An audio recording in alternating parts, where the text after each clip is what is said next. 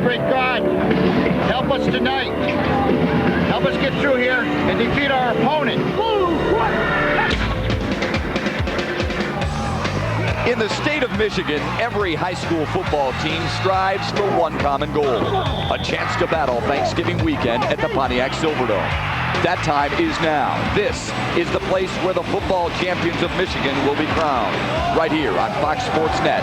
Next.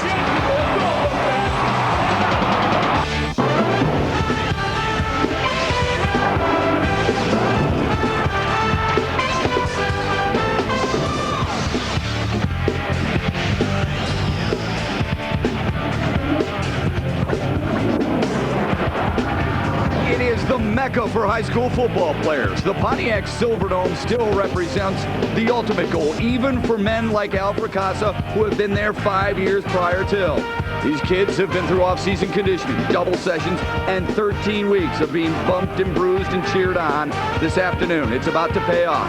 Fox Sports Net proudly presents the Division II state championship game between the Warriors of Brother Rice and the Red Arrows of Lowell.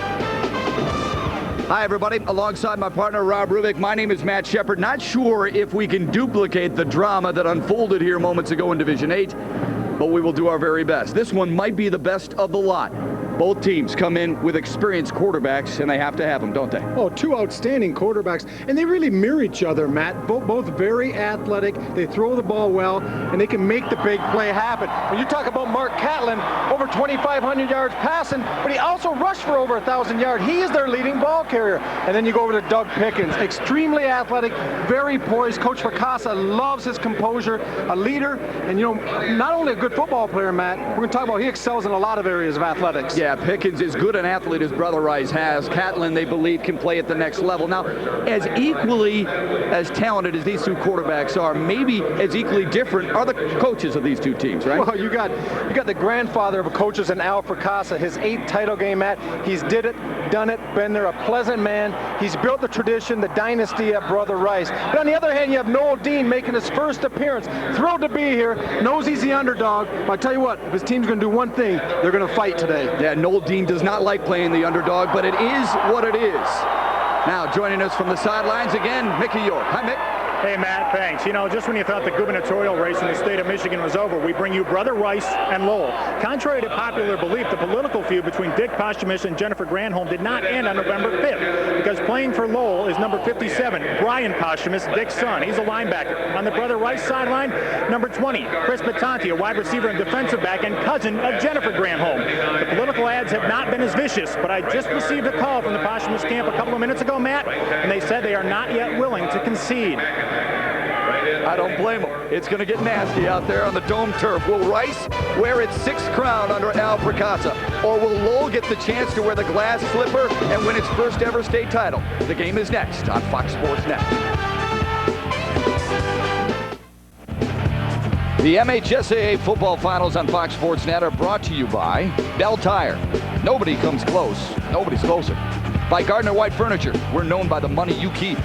And by Wallside Windows. Most preferred, most preferred. The Division II state championship. Brother Rice and Lowell. The Red Arrows will receive Mark Catlin. Their quarterback stands at his own 3-yard line. Dan Lenz will kick it off for Brother Rice. And we are underway. Big leg. Sending Catlin 2 yards deep. He'll bring it out. No, he cannot bring it out. Once he steps in that end zone, that is a rule in high school that they get it at the 20-yard line. Catlin will take charge of this offense. A guy who had 2 rushing touchdowns against Davison last week. Loves to throw the football. His offensive line averages 6'2", 250 pounds. Loves to throw the ball to Mike Coster, a team best 89 receptions. He'll do most of the handing off to Ryan Esball. 4 wide receivers set for the Red Arrows. 2 on each side of the field. Catlin will operate out of the shotgun formation. Brother Rice's defense has given up only 12 points per game in the playoffs. 19 points per game this season. They come in 11 up and 2 down. They went 3-1 in the Catholic League.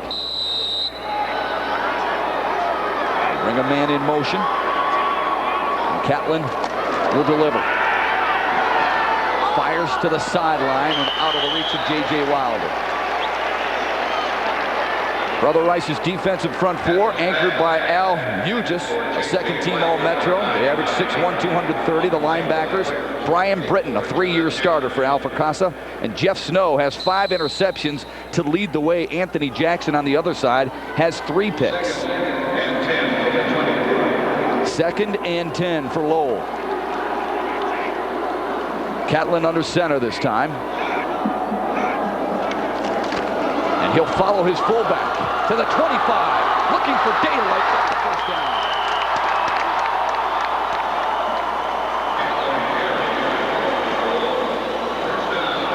On the open, we were talking about the athleticism of Mark Catlin. You're going to see this is the keep. He's going to ride it and get right behind the fullback in great quickness and speed, dipping in, bouncing the outside, picking up the first down.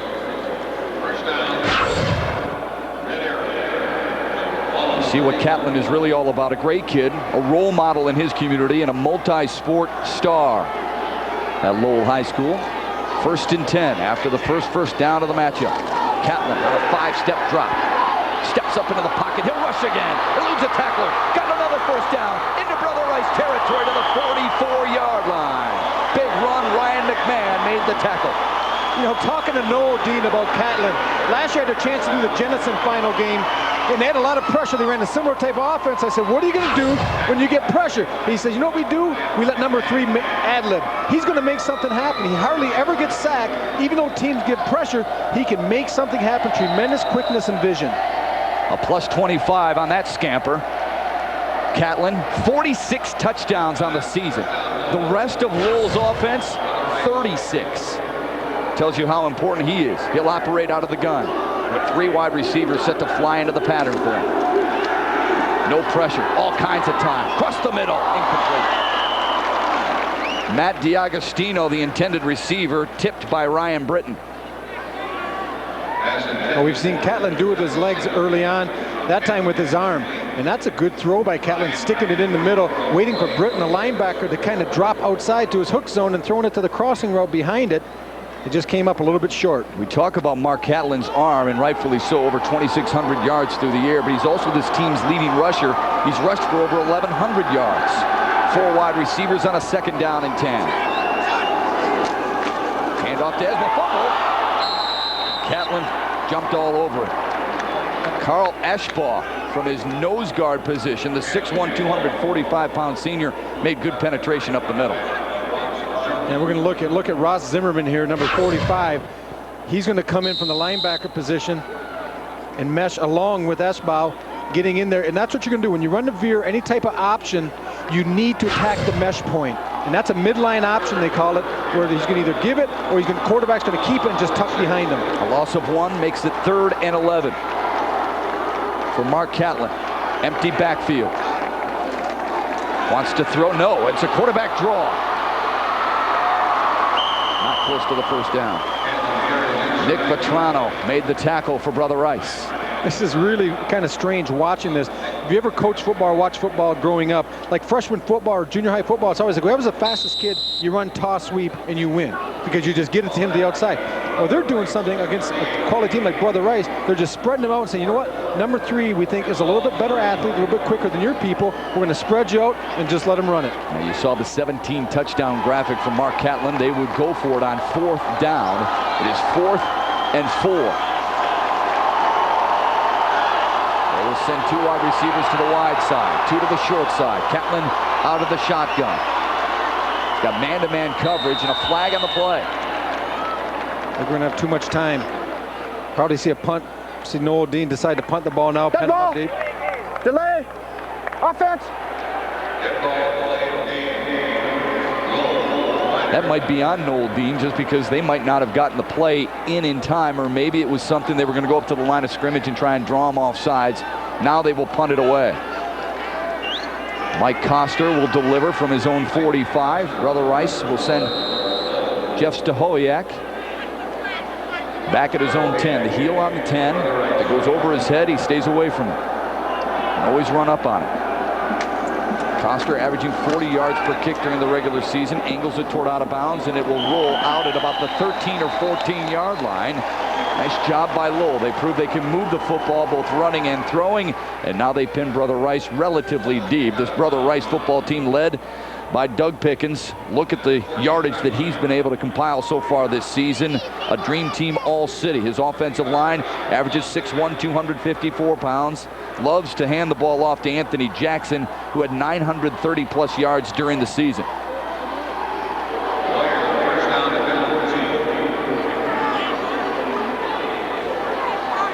Pickens staring down the Lowell defense, ready to take over a Brother Rice offense that averages 27 points per game. 4 wide receivers set for the Warriors. And the draw. Shifting his way, but not a whole lot of room is Anthony Jackson. Lowell's defensive front three, Chad Rao, Ben Barley, and Rob Latva, average 203 yards. The linebackers, led by J.J. Wilder, has 3 interceptions, 1 return for a touchdown. He's tied with Chris Curtis, who anchors the left side of that cornerback situation with 3 interceptions on the year. Lowell's defense giving up 12.5 points per game on the year, a little bit more than that during the postseason. Pickens under center on a 2nd down and 11. Stretching the defense, Jackson, left side. A little bit of a hole there. He shifts his way for a +6.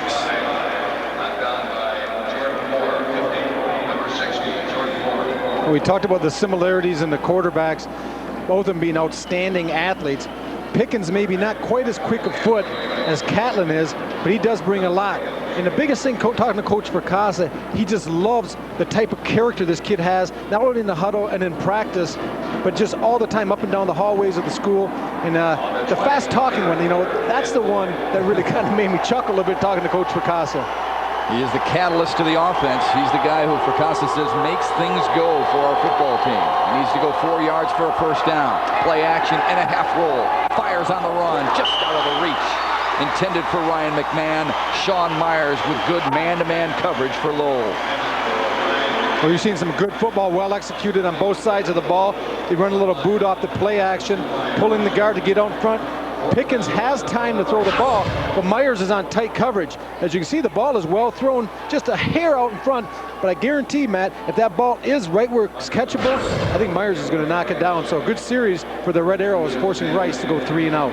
Jeff Sanders will kick it away for Brother Rice. He averages 37.5 yards per kick. Mark Catlin back deep, along with Matt D'Agostino. Catlin averaging 25.5 yards per return, so he does it all, no question about it. Great kick that split the 2 receivers, and it will roll to the Lowell 31-yard line. Brother Rice and Lowell in the Division II championship. They're squaring off, no score early on, with the Red Arrows aiming for Lowell. Second offensive possession for Lowell in the early portion of this first quarter. What are keys to victory here, Rob Rubik, as we look at tonight's game plan brought to you by Gardner White Furniture? Well, Brother Rice, first of all, has to neutralize the cat. I'm not talking with kitty litter here. They got to do a defensive speed and containment. Also, Brother Rice has precious possessions. They know what Lowell can do, so each time they have the ball, they don't want to be turning it over. And you look at the Red Arrows, they want to cause some cough-ups, create some big plays defensively. And Air Force One, they got to be able to throw the ball up and down the field. All right, they have been able to throw the ball a little bit so far. Mark Catlin all season long has been able to do that. Coming in 190 for 322 and 2,600 yards. He'll hand it off inside. The first rushing play, Ryan Esbaugh. First rushing play for someone other than Mark Catlin. Maybe a pickup of a couple. Well, you can look at the Red Arrow offense. We've seen what Catlin could do. We saw what Catlin could do in the first drive, Matt. But I guarantee they can't just depend on him carrying this offense up and down the field. He's going to be a big part, but you have to use all your weapons. That includes the running back. Catlin in the gun on a 2nd down and 8.5. It's to throw across the middle. First down and more into Brother Rice territory again. J.J. Wilder with his 50th catch of the season. We're going to look at J.J. Wilder, number 9, is going to be lined up in the slot, and he's just going to run a skinny post right down here, and this is a well-thrown ball by Catlin. He just gets inside position, he delivers a strike, and a nice job Actually, it was defensed pretty well by Brother Rice, but when you put the ball on a rope like that and pinpoint it like Catlin just did, there's not much you can do defensively. Wilder 7 catches for 77 yards in the win against Davison a week ago. 1st and 10. Catlin out of the gun, looking to throw again. Dumps it off on a quick out pattern and another 1st down. Matt D'Agostino with his 29th catch of the season. And you feel like Mark Catlin's getting a little bit of the rhythm. Yep. And it's a 2-part rhythm. The first series, they try to get him into the game, running the ball. This last series, you're seeing him throwing the ball. Look at this. 3 steps. They call it a 3-step drop, even though it's out of the drop back shotgun formation, but it's still a 3-step drop by the quarterback. Play pitch and catch with D'Agostino. Does a nice job of that. Now 4 wide receivers remain in the ball game for the Red Arrows. We're aiming for a touchdown. Scoreless early on in Division II. State championship on the line. Catlin out of the gun. Fires out again. And again, it's Wilder. And he drags the defender, John Ashford, inside the 25. When you have a quarterback, Matt, not only has a good arm, but with the outstanding feet like Catlin has, I'll show you what it does to a pass rush. Let's take a look. They all have to come up. They don't really commit too hard up the field. Good protection. They all just kind of, you have to be leery of him tucking it and running. So I know they've been coached by Coach Fracassa during the week. Try to get a rush, but stay in your lanes. And sometimes that slows down the pass rush. Yeah, and they set it up nicely on their first drive with a couple of quarterback draws. 1st and 10 again for the Red Arrows. Chewing up some clock. Play action. Quick hit. Across the middle. Inside the 15, Mike Coster with the grab. Jeff Snow on the defending portion for Brother Rice. But he was beaten inside. Look at this Coster, almost approaching 90 catches on the year, Matt. Those are some outstanding numbers, and you've seen that not only from Coster, but J.J. Wilder, D'Agostino. That just shows that they're putting up some huge numbers throwing the ball. Right now, they have Brother Rice reeling on their heels a little bit. Yeah, Coster, a team best 126 points on the season. Catlin out of the gun, spreading the wealth offensively. On a 1st and 10. Quarterback draw, nifty move, and close to the 5. Special player, Rob, you can tell already, can't you? Yeah, and he's, you know, not only good, we talk about his legs and his arm, but how about his mind? You're going to see only 5 people in the box for Brother Rice in this situation, and he's going to check to a running play because he knows when only 5 people are up, that means 6 people are in coverage, the middle of the field is going to be open. And if you can get somebody on the linebacker, Britton, like they just did that last time, you can have some success. Great block by Jordan Moore, who's a backup left tackle. He pulled and had a kick-out block that sprung Catlin a little bit. 2nd down and short. We call it 2 from the 6. Catlin again operating out of the gun. Looked off one receiver, got some room. Back of the end zone, should have been intercepted. Jeff Snow had his 6th pick right in his meat hooks, and he dropped it. Catlin just about got snowed under by Snow that time. That's just not a good decision. He rolls out. You're going to see everything's going to come out here. The receiver's going to work back inside, Matt. Catlin, one of the mistakes young quarterbacks and old quarterbacks, throwing across your body. You can't do that. You don't get as much on the ball, and as you turn to try to throw, all the defense sees that, and they flow back to where you're trying to go. 3rd down and 2 from the Brother Rice 6 from Mark Catlin and the Lowell Red Arrows. 12-1 coming in. 5-1 out of the OK White Conference. Wants to throw again. Shoulder shimmy. He'll tuck it. He'll score!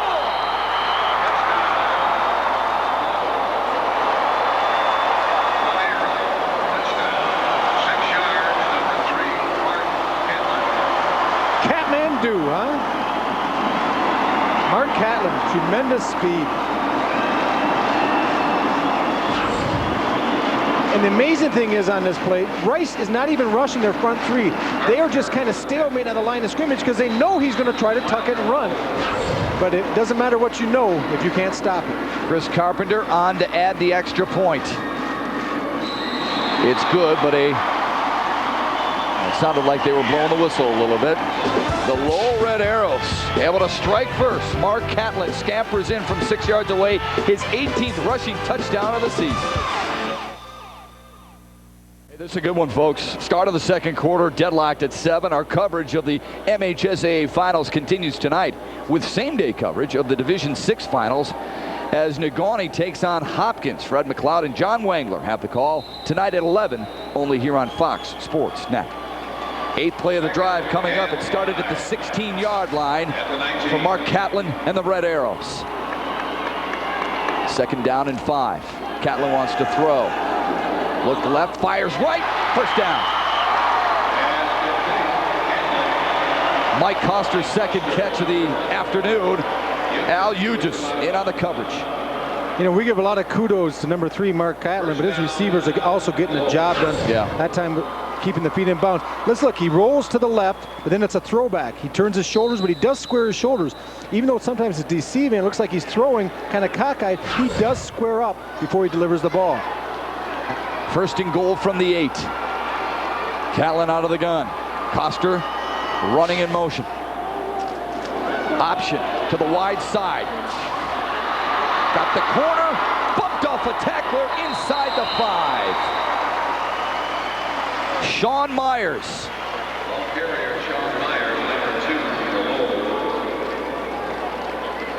You know, Coach Noel Dean's showing us a lot right now. This is something new to us. You're going to see the option. Everything's going to come down. We're going to do the pitch here.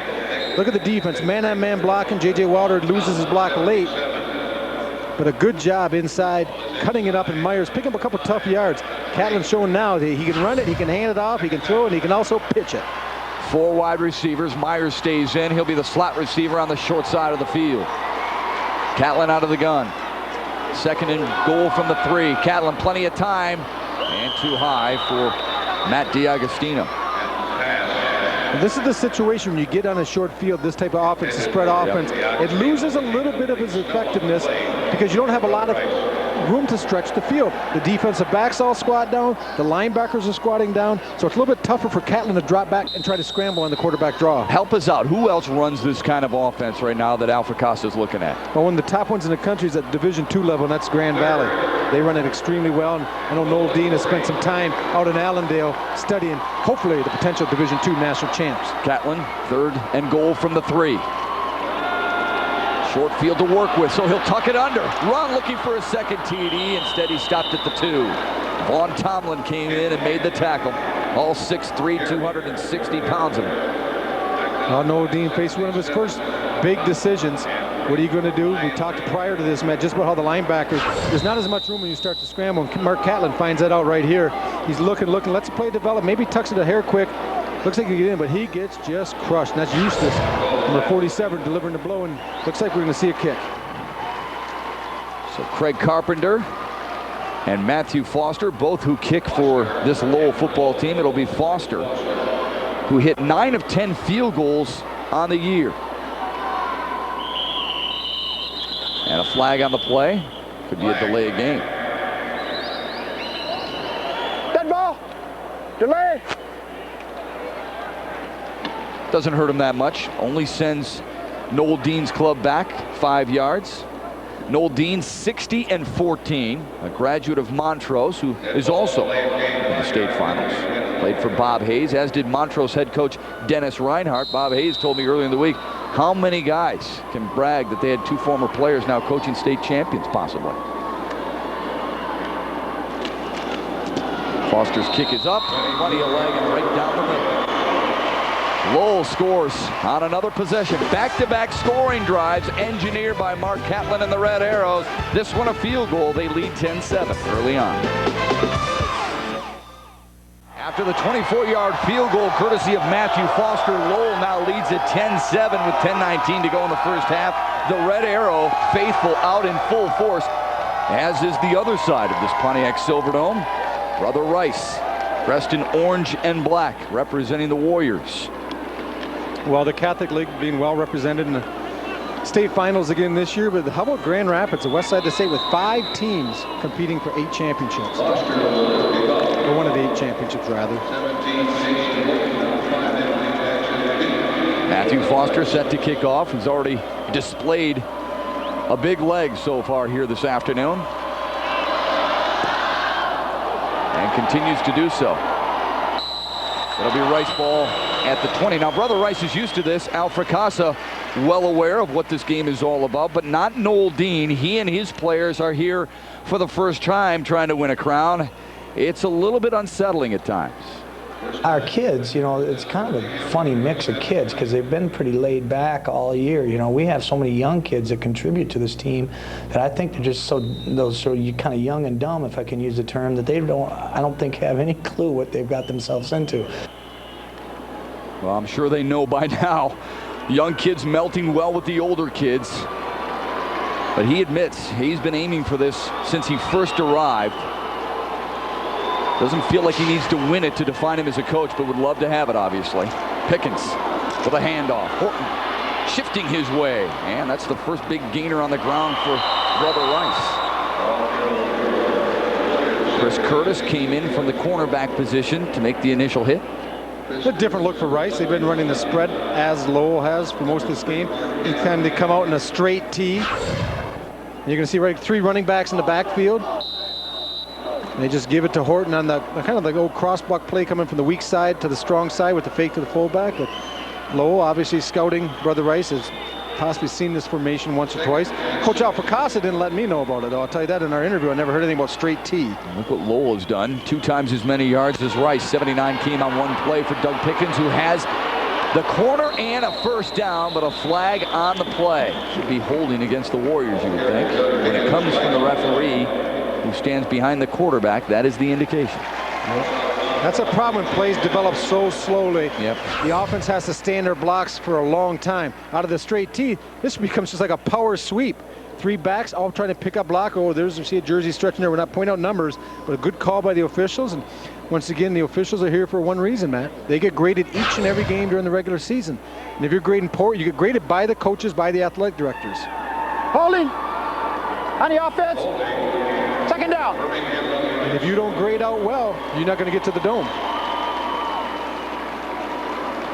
Just like the football team. Yeah, and it's not like one of those things where you say, well, they can suck up to one team and call it well for the one team, because obviously the other team's not going to grade them very well. So they've done a steady job the entire season. 9.5 to go in the first half. Second down and 11 for Doug Pickens, the Warriors of Brother Rice, who trail 10-7. 4 wide receivers ready to fly out into the pattern for Pickens. Bubble screen. To the 21 after Jeff Stahowiak, who was held catchless last week in the semis against Allen Park. Well, I'm sorry, Matt. They tried to get Stahowiak involved in the offense a little bit there, running the screen out to him, but well defended by the Red Arrows, flowing outside, getting speed. They run real well at the linebacker position. We saw that in the previous play when the holding was called. There was a lot of red shirts flowing. You're looking at Chad Rao, who hustles in from the defensive end position too. Kind of a backer slash defensive end for this team. This is a 3rd down and 9 for the Warriors. Looks like Pickens is checking off at the line of scrimmage. As Stahowiak to the left, Horton to the right, has to hurry to get the play off, but won't have it in time.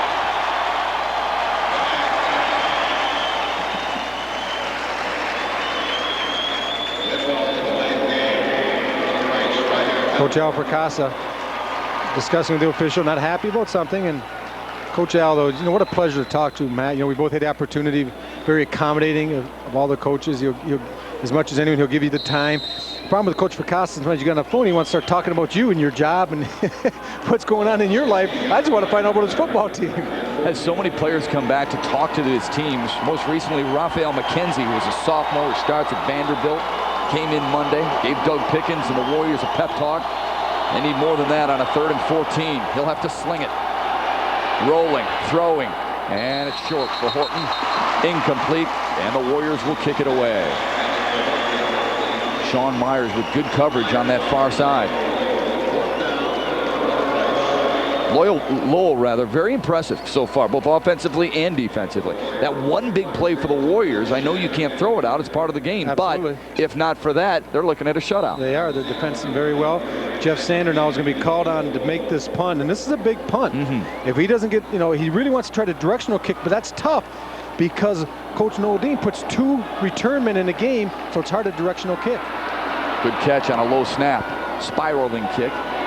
Fair catch, signaled for and made by Catlin. He knows what he's got going for him. He's at his own 48, sniffing midfield. And the way the Red Arrows have been able to move the football, reaching Brother Rice territory won't be any problem at all.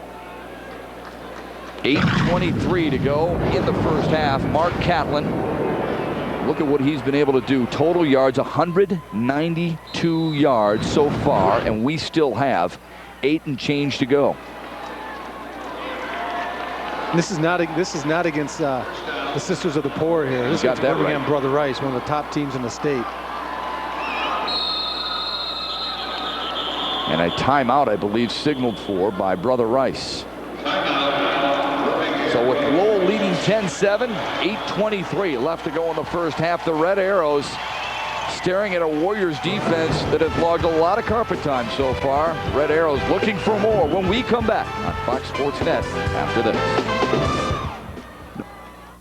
Well, this is a fun ball game. Smiles on both sides of the field here at the Pontiac Silverdome Division II State Championship between the Red Arrows of Lowell and the Warriors from Birmingham, Brother Rice. Right now it's Lowell on top 10-7, courtesy of Mark Catlin, who has almost 200 total yards. That's not for the offense, folks.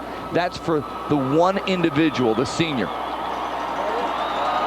We knew coming in he was something special, but he's kind of exceeded my expectations. Me too. I'll tell you who always lives up to the hype. Mickey York. Mick? Oh, I don't know about that. I'll tell you what. You guys were talking about Alfred Casa a little while ago, and anybody's had a chance to meet him can tell you what a great guy he is, but it's hard not to like Noel Dean. He and his team very involved in the community. Earlier this year, Dean organized a golf outing in Lansing that raised $15,000. They decided to take the money and buy books for underprivileged school children in their district. As a result, 6 different schools will benefit. Pretty good stuff, Matt. Absolutely. In order to get on this football team, this Red Arrow football team, you have to be involved in the community. If you're not willing to do that, don't even bother trying out. They've been in Sports Illustrated a couple of years ago for their community service, remodeling homes, and a secondhand book drive that they raise money for. Received many state community awards. I mean, they really get involved. We have a little injury to one of the officials. Getting a little tape. The trainers are seeing him here and trying to get him ready.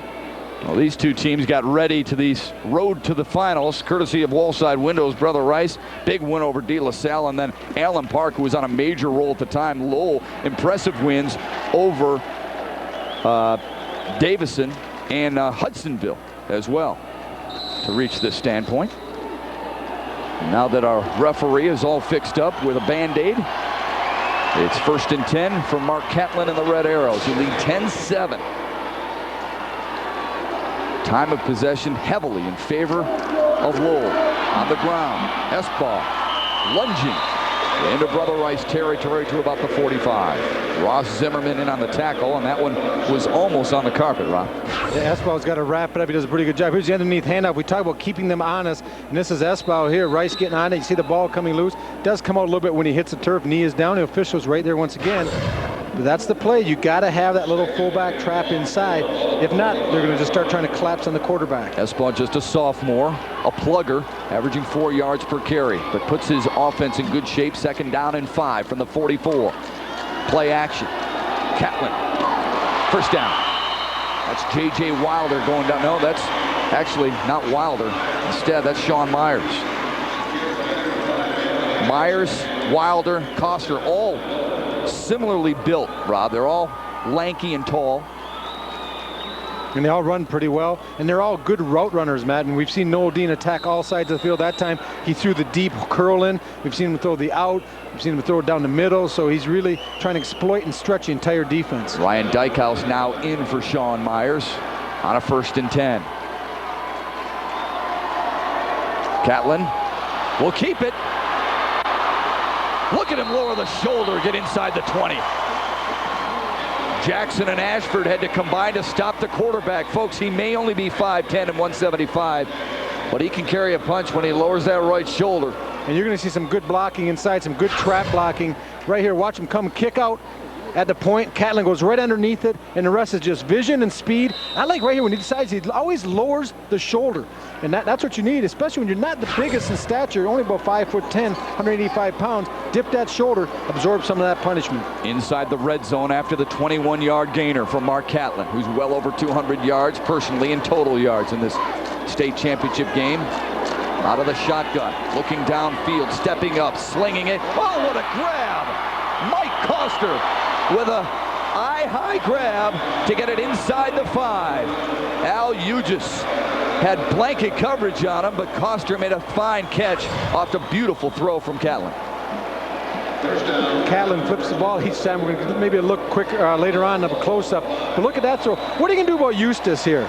This is pretty good coverage. Man-to-man inside. That's a nice route. He got him good to upfield, Matt. He got Eustace hips turn, heading north and south, and then broke it off underneath. That's a good route running by the Lowell Red Arrows receivers. Yeah, they are really getting inside this red zone. Third time they've made their trip here. They lead at 10-0. Jumbo backfield behind him. And a flag on the play.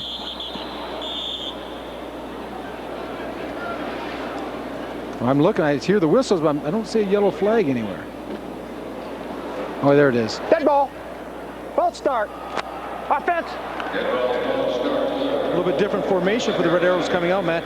We saw Rice use it in the previous series when they had the ball, a straight T formation. I was wondering if they're going to just send all three backs and have Catlin get on their hips and kind of run the old Packer power sweep. They were going to run a power inside and see what Noel Dean does now. He's a little bit more field to work with. That's not a bad thing for his offense on 1st and goal from the 10. 5th play of the drive that has already eaten up 46 yards. Catlin out of the gun. Here comes the man in motion. It's Sean Myers. Catlin play action, fires on a crossing route. Oh, knocked free. That's a fumble. Out. Just has it. No, they're going to call it incomplete. Sean Myers running out in the pattern, but it was J.J. Wilder who thought he made the catch for a moment. Apparently didn't get both feet down. You just did the smart thing. He just picked it up and started running until the whistles were sounding. Yeah, he didn't get both feet down. And what happened, Matt, was where the ball was kind of up on his shoulder pad, and he's trying to pull it down off his shoulder pad, and that's when he gets hit, and the ball pops free. So he never did have possession. Good call by the officials being there. And Noel Dean's going to decide here. He's going to take a timeout, eye things up a little bit, and hopefully make that touchdown call. An important 2nd down and goal from the 10 with 6:01 to go in the first half. His offense has been a sight to see. Noel Dean, whose club has done an outstanding job moving the football against this Brother Rice defense. Noel Dean feels like he's got something going against Al Fracasa's defense, and with good reason, because Noel Dean, each time he's had a child, it has been a watershed mark for the team in which he is coaching. In '95, he had a little boy, who's the ball boy, by the way, Cannon. And his team went to its first ever postseason. That's while he was coaching at Bendel. In '97, his son Zeph was born, and they won the league title and lost in the playoffs. In '99, his daughter was born, and they had their first perfect season in Lowell. 2nd league title and 1st playoff win. And then this year, just 4 months ago, his son Doak was born, and he's advanced to his first state championship game. I asked him, what happens next if you fall short against Brother Rice on Friday? What does your wife say? And he says, I'm on my own. There's no way. We're done. How about that naming his boy Doak? You got to love it, being in the former home of the Detroit Lions, one of the great Lions, Doak Walker, although he never blessed these premises. One of the all-time greats named his boy Doak, and he said he always liked that name. And it's bringing him a little bit of luck this year. Noel Dean got to be extremely excited to be here. Lions could use Doak Walker now. 2nd down and 10 from the 10 of Brother Rice. Catlin in the gun. Firing corner of the end zone. Coster couldn't reach it. Really the first bad pass that Catlin has thrown today, because he was wide open. Yeah, that throw a little bit errant, got away from him. Coster did a nice job getting position and getting open. The ball just sailed a little bit. And it's funny when you watch Brother Rice, you wonder why Catlin has so much time in the pocket. The reason is they're not rushing hard with their defensive line. They're just going to kind of come across, engage a little bit, but they're all looking, keeping their heads up, making sure number 3 is still in the pocket. Oh, there's a great camera shot just out of the reach of Coster. So now a 3rd and goal from the 10. We've already seen the leg of Matthew Foster. He has 1 field goal, so that's not as much a concern for the Red Arrows. 4 wide receivers for Lowell. Catlin. He'll tuck it and run, looking for a 2nd touchdown, and he's got it.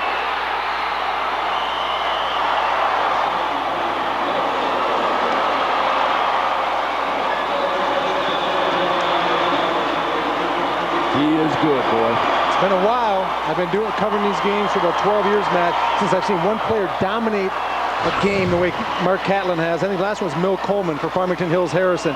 But he's got the legs, he's got the arm, and he has vision. You put those 3 together, you get touchdowns. He takes him head on. Folks in Lowell cheering section watching the replay here at the Pontiac Silverdome, and cheering it even more after witnessing it a second time. The second time that Matthew Foster has lined up an extra point. He's made it again. It is now 16-7, Red Arrows on top, 17-7 rather. What he does so well, Matt, he lets the pass play develop, and then when he decides to go, he goes. There's no hesitation. He takes it off, and he's heading 100 miles an hour for that goal line. He makes all his moves going north and south with speed. 19 rushing touchdowns now from the senior. And a lot of guys might have gotten out of bounds, maybe right for that pylon. Instead, he took him head on, and a great block by the wide receiver too, wasn't it? Yeah, Sean Myers, number 2, out in front, staying with his block. And that's when you have a running quarterback, you tell your receivers, you run your route, but you keep your eyes in the backfield. When you see number 3 tuck it and start to go, you turn around, you find a different colored jersey, and you stay up and stay on, because you never know when he's coming. It's a good point. Wide receiving is more than just catching passes. Hey, the MHSAA Women in Sports Leadership Conference is for anyone interested in becoming a coach, official, or athletic director. Student athletes also are encouraged to attend. The 2003 conference is scheduled February 2nd and 3rd in Lansing. For more info, contact the MHSAA office, or you can visit MHSAA.com. 5:46 to go in the first half. A fast-moving first half between Lowell and Brother Rice. The Red Arrows now with a 10-point cushion thanks to two rushing touchdowns of Mark Catlin and a field goal courtesy of Matthew Foster. Just think, for $9, Matt, you could watch these 2 games this morning. Right. It's 2 quarterbacks. And look at the leg on Matthew Foster. Man, I know we're in a controlled environment, but he can really get into it, can't he? That's a good weapon to have late in ball games, in close ball games. You can tell when you hit the sweet spot as a kicker because the ball rotates slower. Doesn't have that real fast spin like you cut a sandwich. He's got nothing but the driver on that one, hitting it deep in the end zone each and every time. I don't know about your sandwiches. Mine usually burn along the ground. 5:46 to go in the first half. Brother Rice, I'm not going to say this is a crucial set of downs, but they need to move the football here. I don't know if they necessarily need to score, but they need to move the football because they have not proven they can on a consistent basis. Doug Pickens, one of the best in the state at his position, with a toss back to Jackson. Now, Hughes wants to throw. Horton's wide open again. 40-30. Breaks a tackle. Touchdown, Warriors.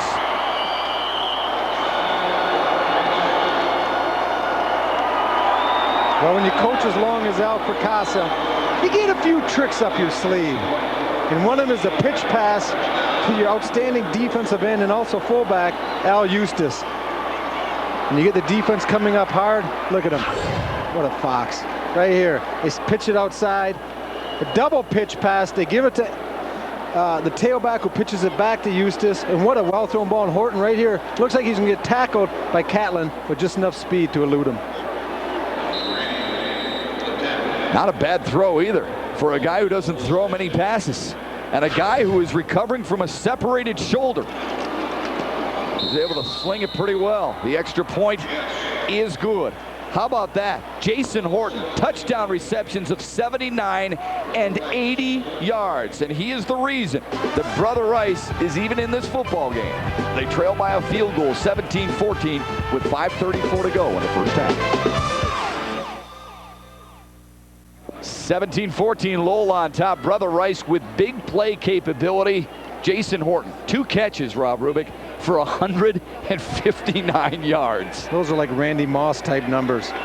You get in the Hall of Fame real quickly when you put up those stats. I had 159 yards. Oh wait, it took me 7 years in the NFL to get those yards. Last week against Allen Park, Jason Horton caught 2 passes, but for only 54 yards, but did have a 44-yard touchdown against Allen Park. So 3 touchdowns in the last 2 weeks. We talk about Mark Catlin's day. Jason Horton not having a bad day either. Yeah, Horton's not going to hear a boo, that's for sure.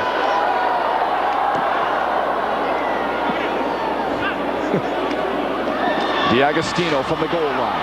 Big hole up the middle. And then it sealed quickly when he got to the 23. So after the 23-yard return by Matt DiAgostino, Mark Catlin, who hasn't left the field, I think, but to watch every once in a while a special teams play, will control the offense again. Look at that, Matt. 245 total yards today. The record, 297 by Mill Coleman. How about that?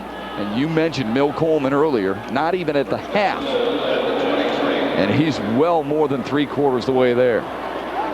He might get it before this half is out. 5.5 to go in the half. Catlin with a handoff. S-ball for 4.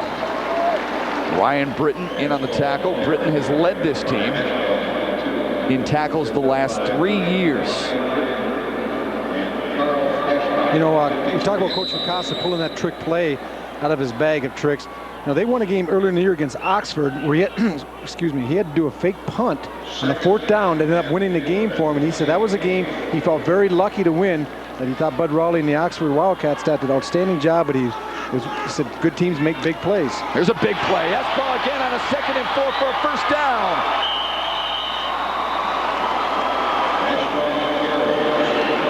Boy, it's one thing making trick plays and big plays for Brother Rice, but these sustained drives by the Red Arrows, they're proving they can go through the air or on the ground. And we talk about this is the play. Nice trap block by Mike Wildy that time, kicking out. And S-ball just does the rest. There's a lot of room, and that's what happens when you have a quarterback that threatens the perimeter when he keeps it, and he threatens you in the passing game. You forget about the lost man, and that's the fullback, S-ball. 4 wide receivers in for Lowell on a 1st and 10. Catlin out of the gun, fakes the inside handoff. Getting pressure, throwing off his back foot, slinging it downfield, and it is knocked away. Nearly intercepted by Jeff Stahoviak.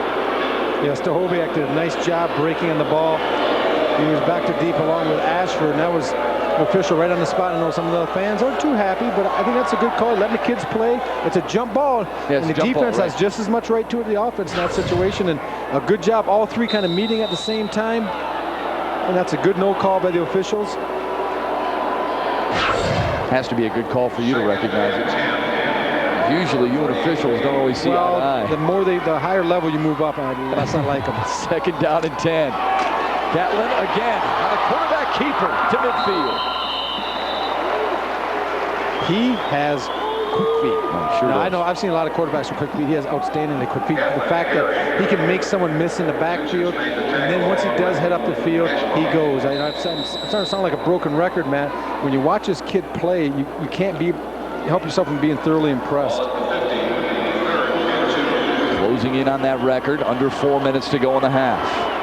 Catlin and the Red Arrows leading by a field goal on a 3rd down and 2. I don't think they got it there. Ryan S-ball with a 2nd effort. Let's see where they mark it. It's a right-footed spot, and I believe he did get it now. It's going to be close. They're going to measure.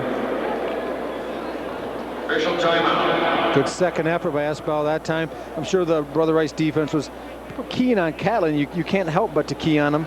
The guys put up over 250 yards on you in the first half, but they slip S-ball underneath, and yeah, I'm thinking he's got it, Matt. What do you think? Make your call. We cover Eastern Michigan together, and 9 times out of 10 you're right, and 9 times out of 10 I'm wrong. I think he's got it too. And you know that I'm not 90% on this stuff.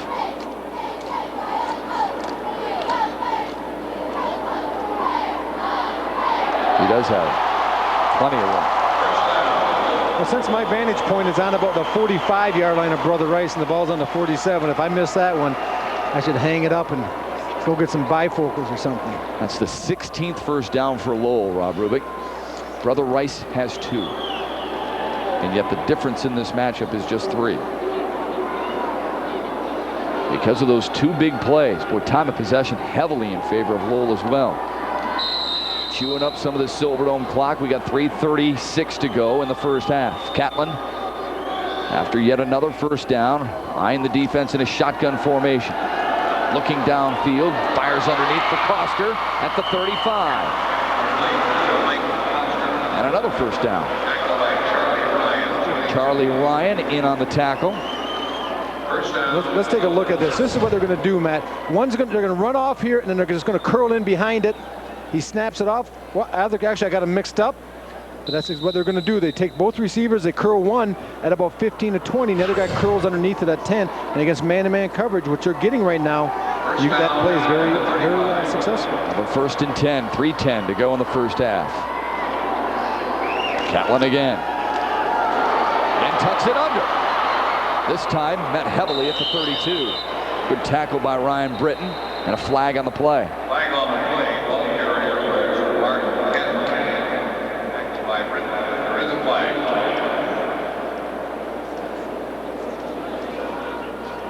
Noel Dean wondering what it is. We're going to get a holding call. That's a big call. You're looking at a 2nd down and 6. Now you're going to be back at 1st and 20. Well, with Catlin, though, nothing's out of the possibility. So here's the call. Holding. Offense. You know the play I'd like to see right now, Matt, is if you're Lowell and Coach Noel Dean, you send 2 to 3 receivers maybe to the wide side of the field, you roll Catlin, and then you slip S-Ball, the running back, on a throwback screen. You know, how can you pay attention to him when you're the defense of Brother Rice? As soon as Catlin starts going to the outside, that's going to draw a lot of attention. You have Dykehouse and DiAgostino split wide to the left. On the short side of the field, it's Coster and Wilder. Inside handoff, fumble, and Rice has it. It is Vaughn Tomlin who makes the recovery for Brother Rice. Actually, Justin Walker in on the recovery for the Warriors, and another big play goes in favor of Brother Rice. Well, it's the read. He does give it to S-Ball. It's kind of an option where you can give it or pull it and run the keep. It almost looks like S-Ball was trying to take it. Catlin might have been trying to pull it out. No, he gives it to him. He looks like he hits his own man, Matt, the back of his own player.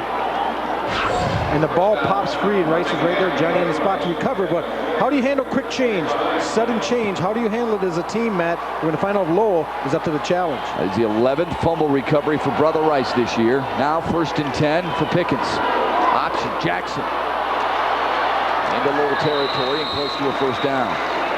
Anthony Jackson, kind of an interesting storyline. I mean, he fumbled the opening kickoff last week against Allen Park. Admitted that he was nervous, no question. He gets butterflies before games like that, but he settled down and rushed 26 times for almost 170 yards and 2 touchdowns. Brother Rice seeking just their 3rd 1st down, yet they're within 3.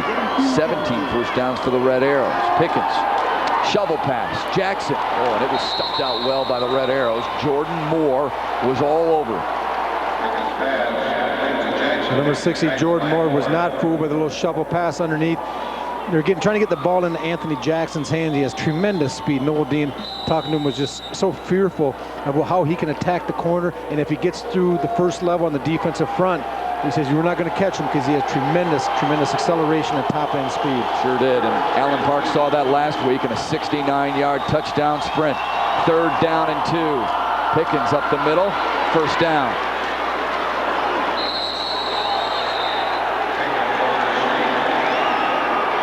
They get a late whistle, and the reason was I don't think Pickens would go down. He kept fighting and fighting and fighting. And the Rice bench was up in arms that time. I think they saw something. And obviously they saw the same thing the officials did, and that's a personal foul. It's going to be a 15-yarder. Yeah, that's a big penalty. You're right, Matt. They're on the 42-yard line now, moving in. It's going to put them in the plus 30. And this is a late penalty. Oh, there's the penalty right there. See it on Sean Myers. Yep. You know, Sean like to take that one back. And Rice is in business now, trailing 17-14, only $120. With 2 timeouts left, plenty of time, especially when Pickens has been delivering the ball down the field. Noel Dean knew his team couldn't make too many mistakes on the state championship Friday. 6 penalties now by the Red Arrows. See if Pickens can deliver. He's getting pressure from Posthumus, and then he's dragged down.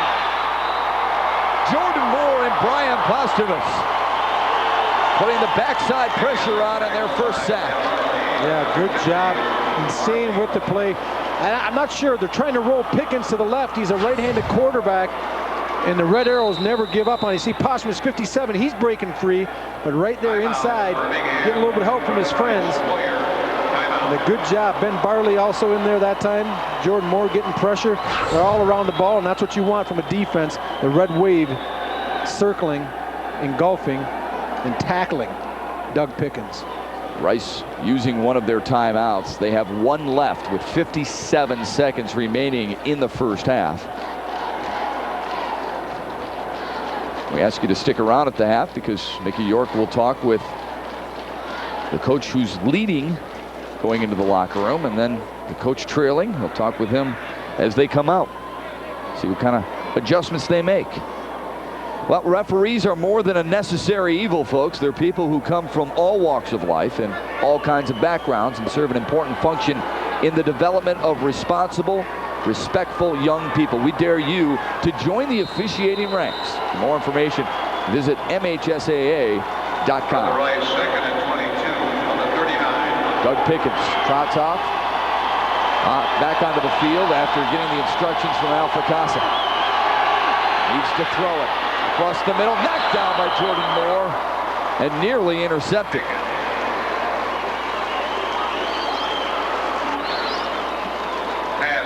Oh, good job getting into his drop zone by Jordan Moore. You're going to see outside post route. They're going to clear here. Moore's just going to settle back in the area.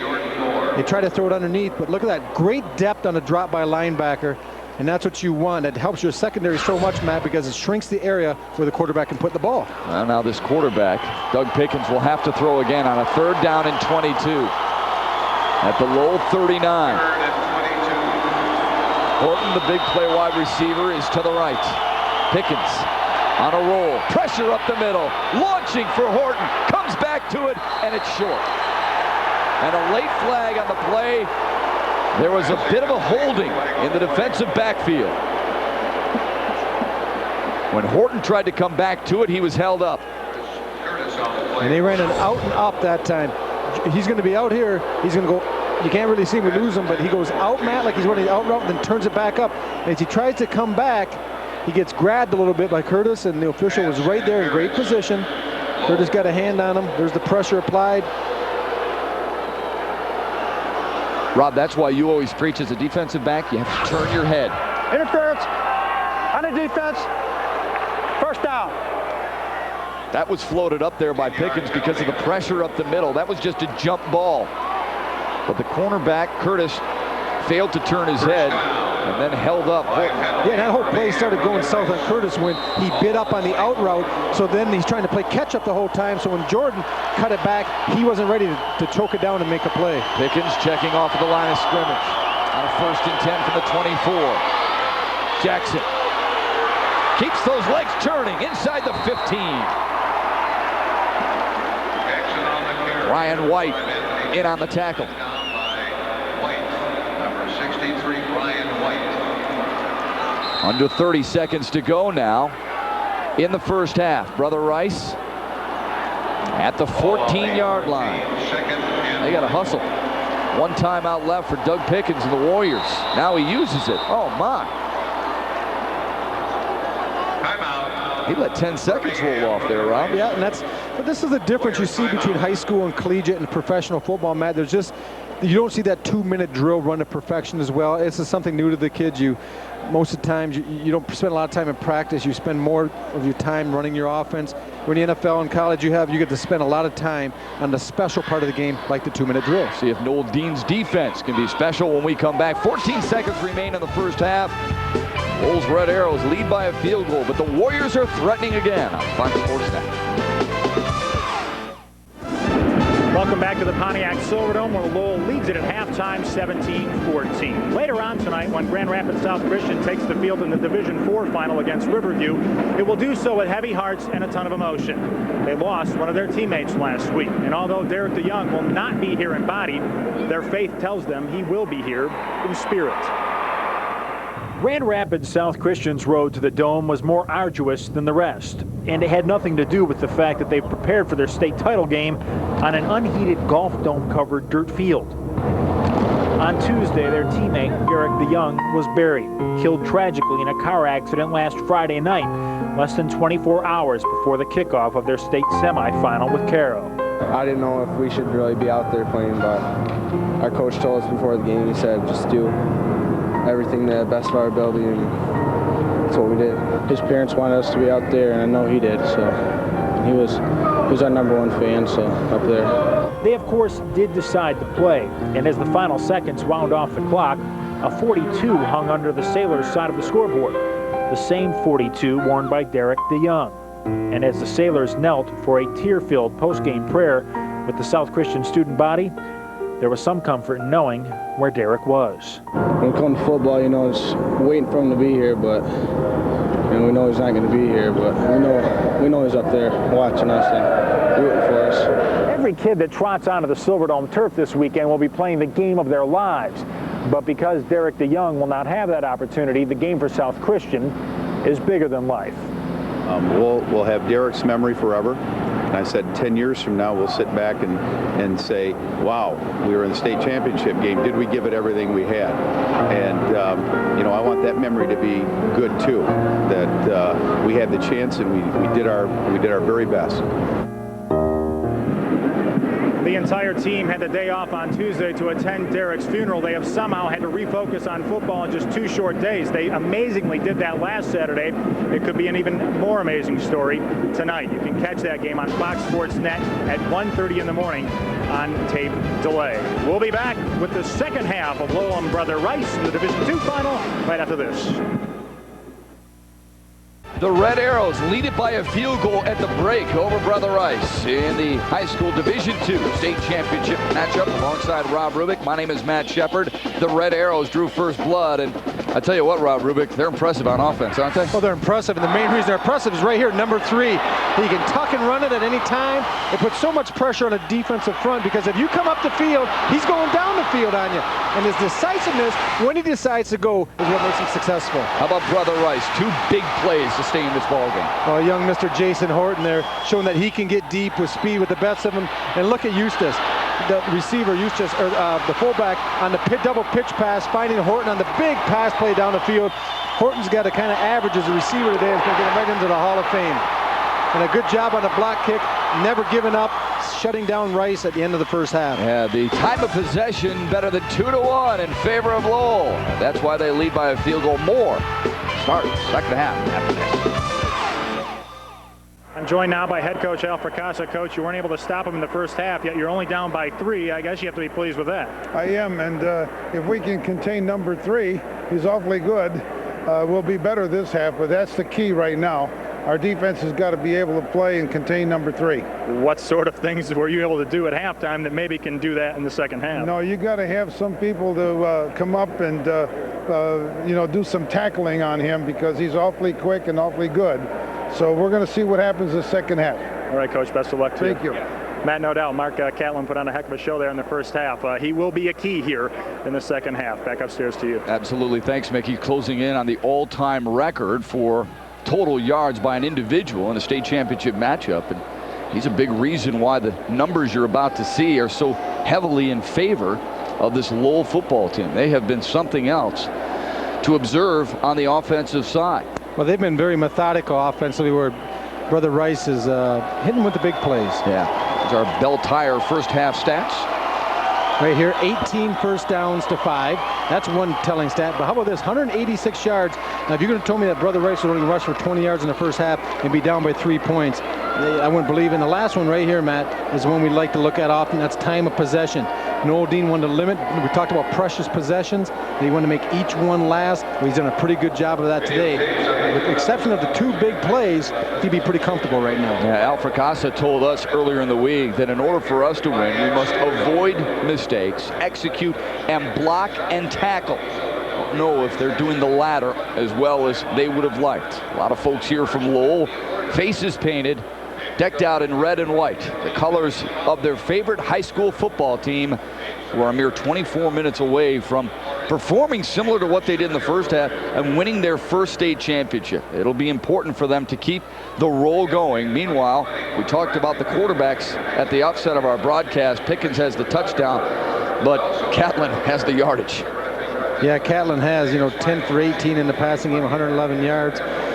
Pickens 3 for 9 for 81 yards. You got to remember some of those yards, I believe, on the sack are taken off.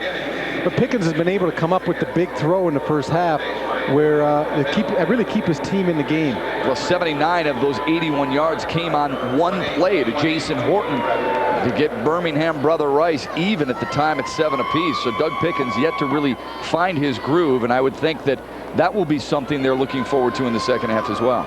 Yep, they got to keep it going, Matt. And there's a lot of things they can build on. That's what coaches do at half. They not only pick apart what you need to get better at, they're going to find some things that worked in the first half, and then they're going to keep trying to keep that rolling. And so far, Noel Dean and the Lowell Red Arrows seem to have it rolling offensively, but they still haven't had an answer for Jason Horton, the great Brother Rice receiver.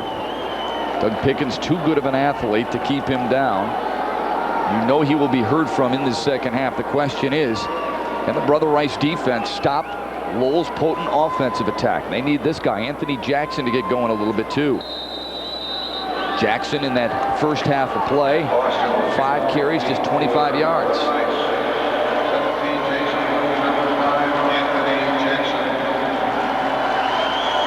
Set to kick it away for Lowell, Matthew Foster.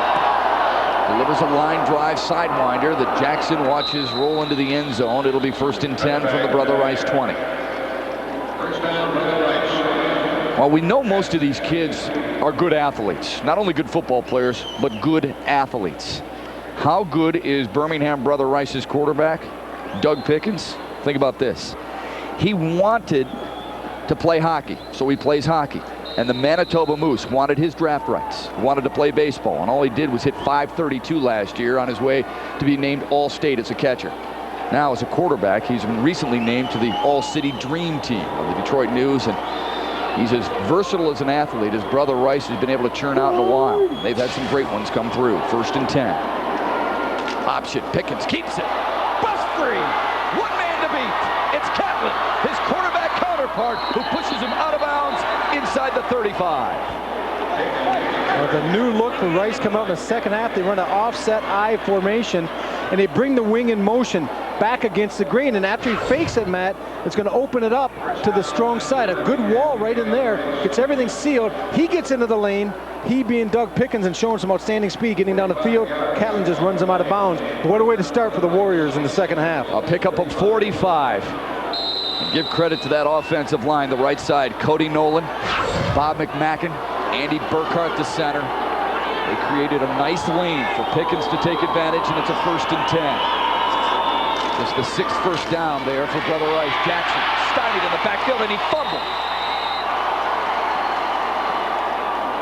I think they'll whistle him down. It was caused by the ground.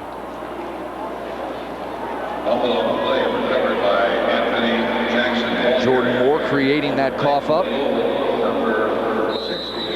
Jordan Moore getting good penetration from the linebacker position, getting a hand, and that's showing some good strength from that. He just got Anthony Jackson. You're going to see right here, getting in the backfield, just has him by the jersey, was able to pull him down. He gets a little help from J.J. Wilder coming in. The ball does come loose once he's down, Matt. That would have been a fumble. Horton is to the left of Pickens after the loss of 2. 2nd down and 12. Option again. Pickens keeps it again, but this time the Red Arrows were hip to what he was doing. The Arrows are right on target that time with J.J. Wilder once again coming down from the defensive end position against the option. He has quarterback. He does not have pitch responsibility. And as Pickens comes down the line of scrimmage, he just collapses, Matt, closes down, and makes the play. The first time they ran option, it caught him by surprise. That time they were prepared. Jeff Stahoyak split wide to the right of Doug Pickens, looking at a 3rd down and 11. An audible at the line of scrimmage by the junior quarterback. Option again.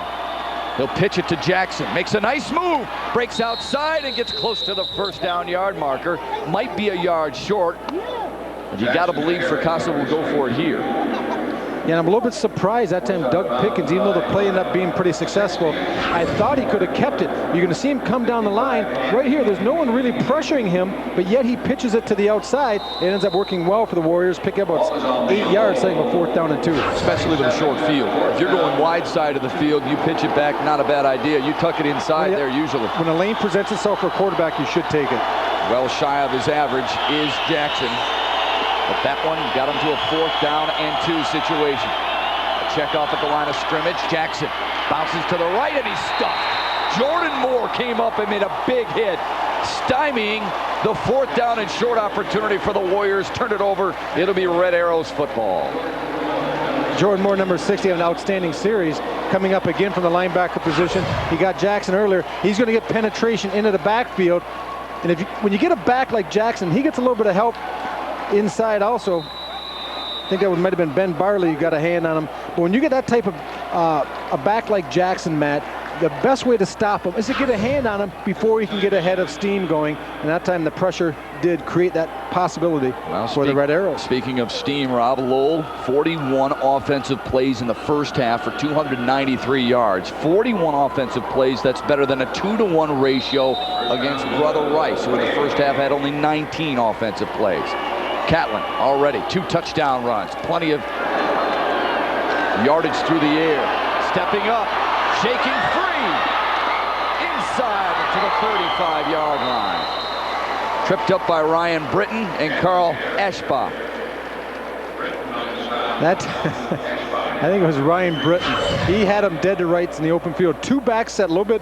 That's a max protection set. They want to try to throw the ball downfield. You see Catlin stays with it for a long time. But once again, when he decides to go, and there's Britton coming up one-on-one in the open field, and that's not an enviable spot for anyone to have Mark Catlin in your sights when you're the only one there. 258 total yards now for Mark Catlin, staring at a 2nd down and 2. Inside handoff. There's a first down. Ryan Eschbach lunging forward to move the chains again for the Red Arrows, who now will boast 19 first downs in this matchup.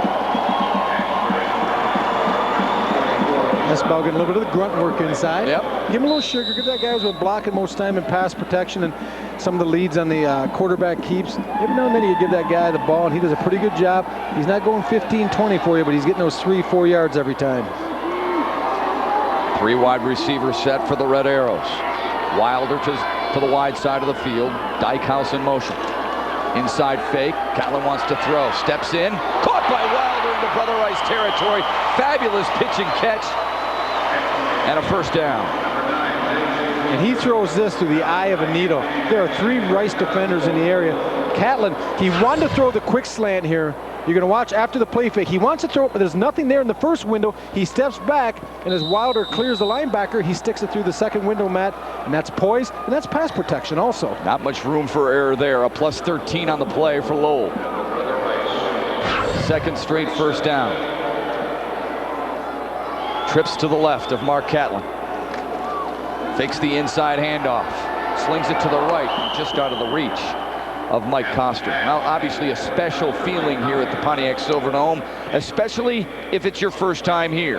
Mark Catlin has performed well on this grand stage and is excited to be here. It's the greatest feeling. Good experience just walking in today, you know. Hearing even the crowd go and you just looking out through the tunnel, it's huge. Gets your heart going. It's fun. Tough to explain, isn't it? I think he did a pretty good job there, just with the size and the big eyes. But you know what? He sure doesn't play like he's nervous or in awe, that's for sure. Eschbach up the middle.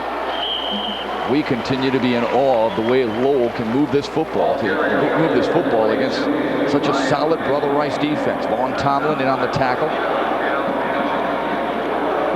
You have to wonder how many of these Catholic teams are watching this and saying, maybe we could put in this spread offense. Right. It sounds good, but if you don't have number 3, Mark Catlin, as your quarterback, it doesn't run quite the same. A little more difficult to execute. Brother Rice really steps forward in the second half. That's where they give up their fewest points. Lowell 2 of 3 on 3rd downs. Catlin still has it. Dives for the first down. It'll all depend on the ever-important spot. I think they're going to give it to him. They're moving the chains. What I like about Catlin is, once again, Matt, is when he's very decisive when he decides to run. This is the key play, and he gets north and south. He dives. He's always running with that lean. It looks like he's running downhill, and he has a good sense of what's going on around him, where the stakes are, and he knew by diving he could pick up the first down. 277 total yards now for Mark Catlin. He's 20 yards away from Mill Coleman's record, set in the late 80s. 1st and 10 from the 37 of Brother Rice. Catlin wants to throw. Spin of the football. Fakes left. Now looking. Plenty of time. Lofts it. Double coverage. He threw it away. Has that spin of the football every time he steps back, doesn't he, Rob? Yeah, he likes to take the ball on the drop. Well, who does? Kurt Warner actually flips it, I think. He spins and flips the ball. Mark Catlin on his dropbacks, got a few ISOs early on. You can see how he kind of spins the ball in his hand, gets the laces. There it is. You see him kind of turn it in a little flip. I like Does he look like a kid who's just playing out in his backyard, man? Yeah. He doesn't look like a kid who's in the offense where there's a pattern down the field. He's just like dropping back. You run to get open. I'll just run around here as long as I need to find you getting open. Looks like they're drawing the plays up in the dirt before they break the huddle. Sometimes that's the most fun, isn't it? 11 of 21. Good yardage, but most of his yardage that has hurt the Warriors has been on the ground. There's a second down and long. There's a quarterback draw. He's spun free from 2 tackles. He is shifty, isn't he? He's shifty and Eustace that time. The linebacker came up and he had him dead to rights. And Al, he tried to, but once again, he spins off and he gets hurt a little bit. You're going to see there's nothing here. One time, it looks like they're starting to run a spy, Matt. The linebacker just going to shadow Catlin wherever he goes. See Eustace getting in a hand in there, but unable to pull him down. Goes to the sideline, nicked up. Third down. Are you in 4? I think you're in 4 down territory, although it's 3rd down and 7.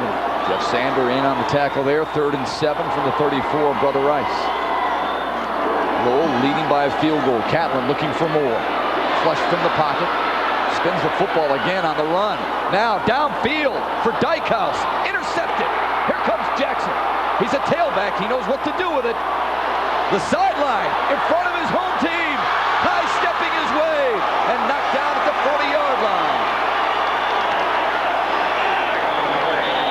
A late flag on the play. A 57-yard return by Anthony Jackson. His 4th interception of the season. And who can blame him if he's a little winded? Put Brother Rice in good field position to try and take the lead. Continue to attend to Anthony Jackson, who is getting up now after picking off his 4th pass of the season. Head got twisted around a little bit because of a face mask infraction against Lowell. And really, Rob Rubik, if you watch that return, there's a couple penalties could have been. Yeah, this could be pick and choose your 15-yard poison here. We're going to see the face mask. The head's going to get spun all the way around. Oof. That is nasty. And then you're going to see a little bit late hit here as he's lying on the ground. J.J. Wilder coming in a little bit late, but they're going to get him with a 15-yard personal foul. And Brother Rice is going to be in business. That was an ill-advised pass by Mark Catlin. I know he'd be the first one to like to take it back. He had a lot of time. The problem is when you have a lot of time and people keep working down the field, the secondary drops deeper and deeper and deeper. And you try to throw a ball 40 yards like he just did. It takes a while to get there. And Anthony Jackson, who has tremendous speed, was able to break on it, get the interception, and with a big return, put Brother Rice right in the position to score. Whatever the case, he puts Brother Rice in excellent field position at the 23-yard line of Lowell. Horton now the tailback. They'll give it to him. Right side.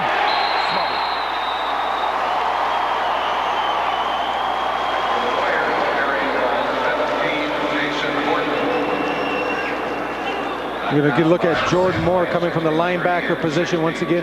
Horton's going to try to go outside. But look at the penetration by Jordan Moore. He's played well, man. We've seen some good linebacker play. In the first game, it was Murray Percival for Waterford, Our Lady of Lakes. And this game, Jordan Moore. Lowell whistled for 2 times as many penalties than Brother Rice. 75 free yards for the Warriors. Horton tentatively toward the line of scrimmage, driven back. They lose something with Jackson, Rob. No question absolutely. You don't have that type of quickness. I don't think the top end speed is that much different as we see Jackson returning to the game right now. But the quickness of getting to the point and being able to sidestep, make lateral moves, and find some space you don't get with Horton, obviously, because he doesn't run running back all the time. He has better skills at the receiver position. Jackson now back in. That's good to see on a 3rd down and 12 from the 25-yard line. Rice has gone backward since the interception by Jackson. Pickens wants to throw across the middle. Incomplete. J.J. Wilder with good coverage. Intended for Ryan Britton, his tight end. Well, it's going to be a long field goal attempt here, Matt. I'm not sure. Would you kick it? You'd probably be, what, about a 43-yard? No, I think Coach Picasso is probably going to take it. We're going to watch. You're going to work right down in the middle here. But good coverage. He's open for a minute. He just sees him a little bit late. Yeah, I know Ryan Britton would like to have that one back because 9 out of 10 times he's going to make that catch.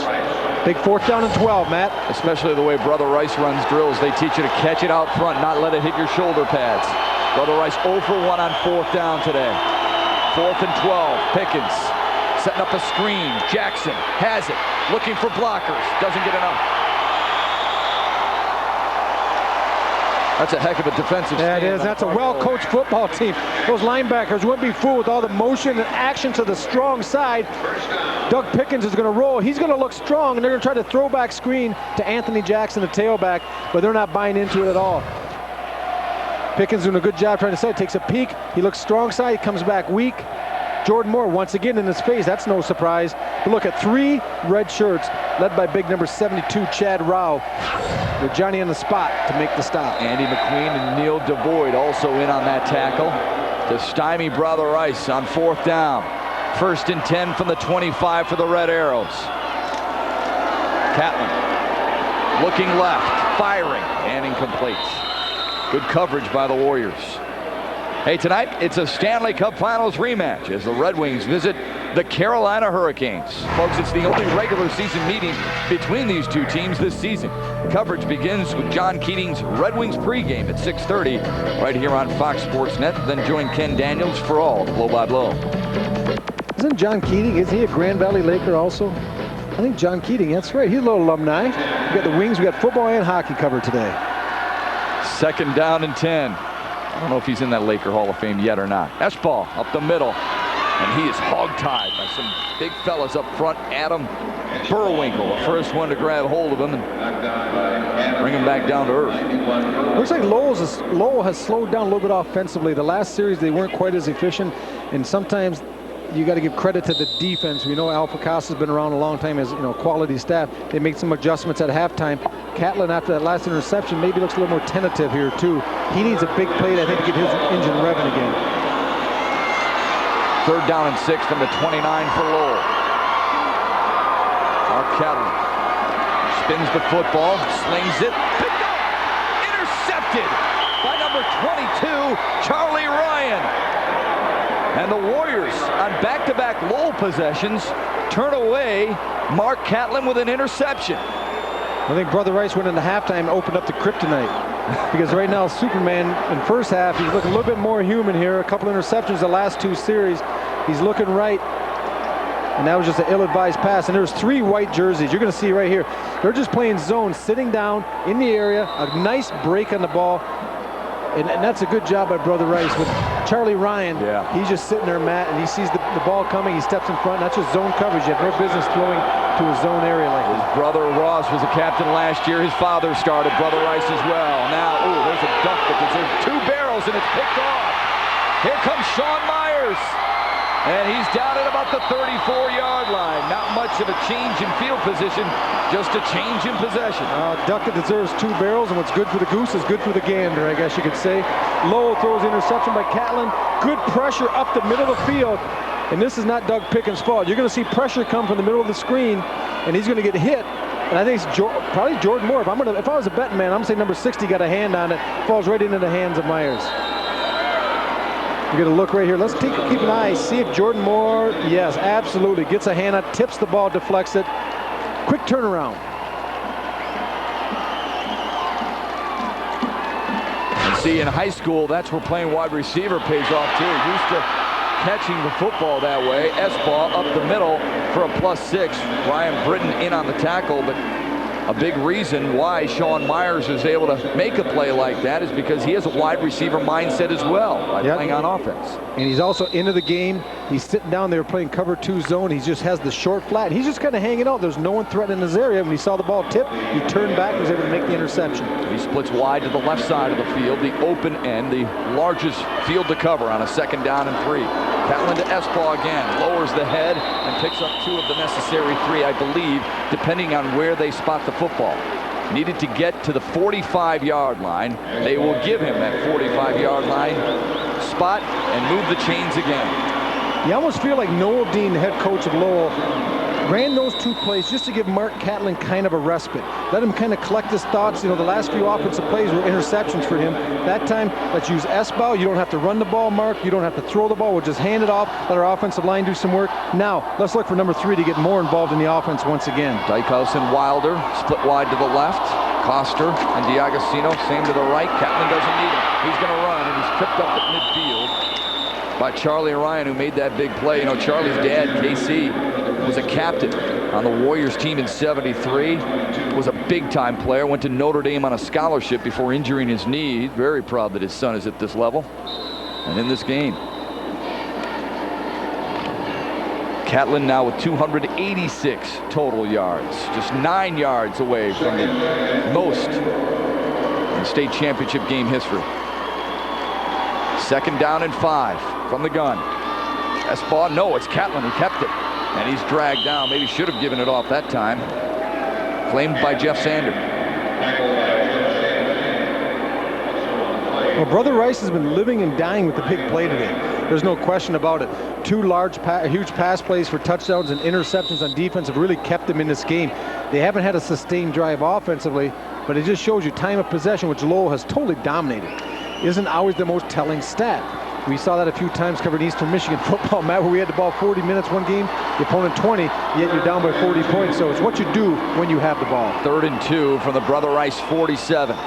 Catlin, inside fake, danced his way, couldn't find it, and a fumble, but it was on the carpet because it was the carpet that caused that fumble. And now Lowell has sputtered just a little bit with that offensive possession. They'll have to kick it away. Kind of surprised they didn't throw the ball more with football that time. But after you're coming off 2 interceptions, maybe that's exactly what Noel Dean is thinking, Ron.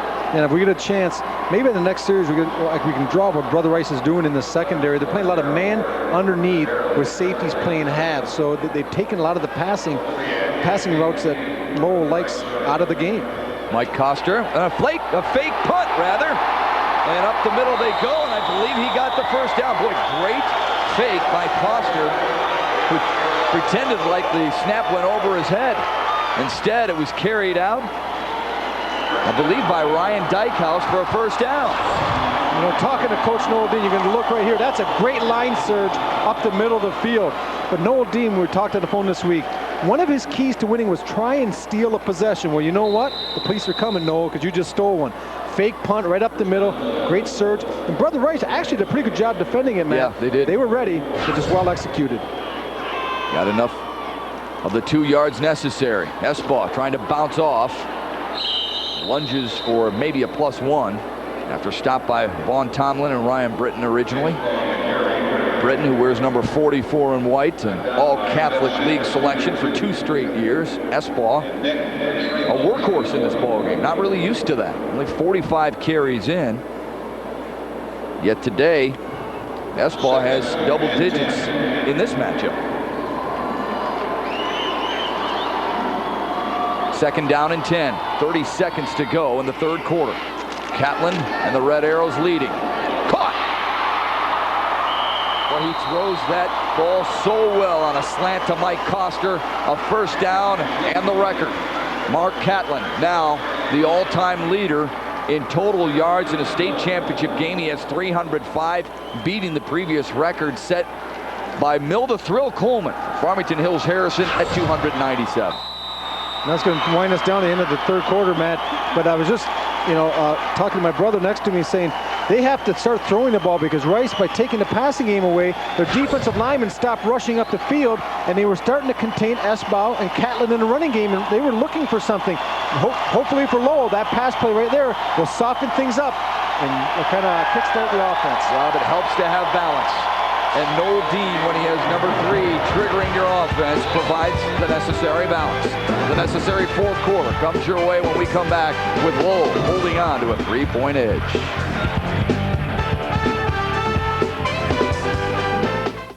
Welcome back as we get set to start the 4th quarter. Lowell leading at 17-14. You'll notice behind the Brother Rice bench there's a board hanging with dog tags all over it. The dog tags have been worn by the Warriors all year long. On the board reads this: on this board we are linked, on the field we are one. And at the bottom reads, together we stand.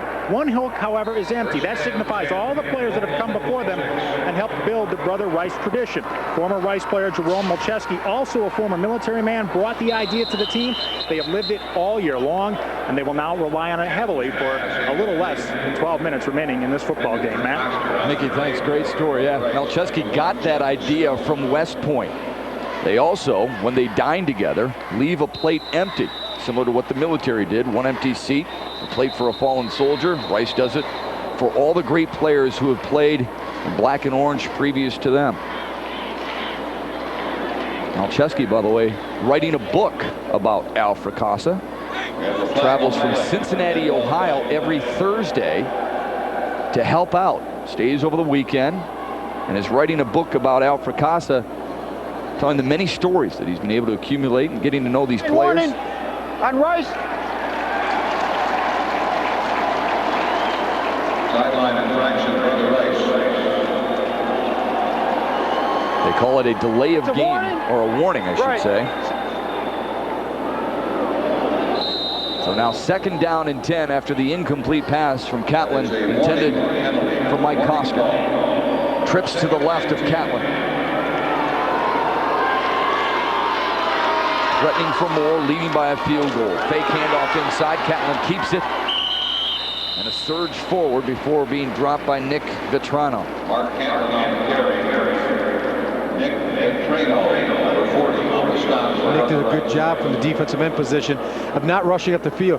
And that's what Catlin does to you. He takes all your upfield pressure away because you know once you get up the field, he's going to run underneath you. So now they're just taking like a step or two, kind of settling down, and then squeezing everything back to the inside. He tries to tuck it inside and run. 10th play of the drive for Mark Catlin and the Red Arrows, who lead by 3 on a 3rd down and 5 at the Brother Rice 16.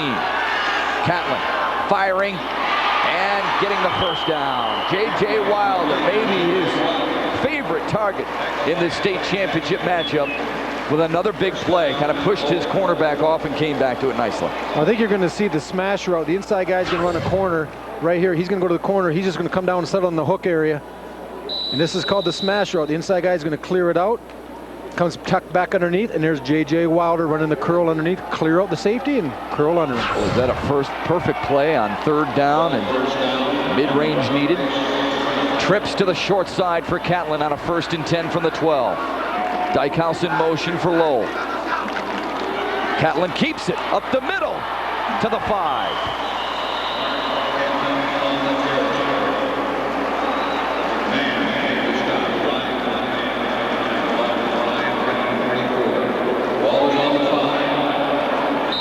Getting it done virtually by himself. Credit to his teammates, but the total yards from Mark Catlin dwarf the total yards by the entire Brother Rice offense.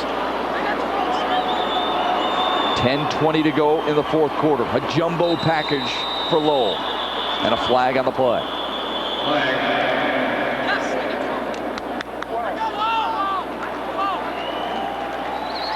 We got a dirty dozen out there for Brother Rice. Dead ball. Substitution.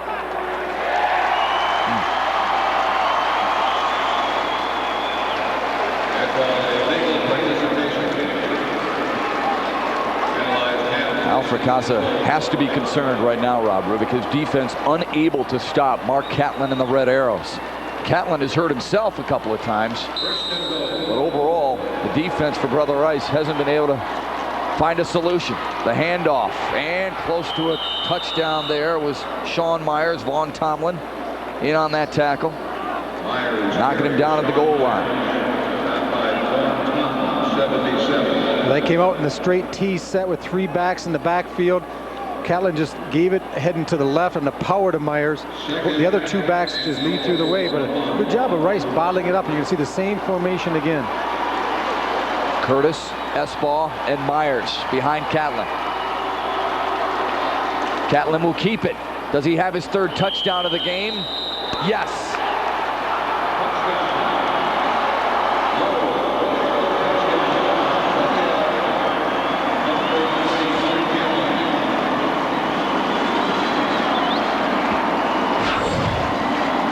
It's never easy when you're trying to get in from the 1-yard line.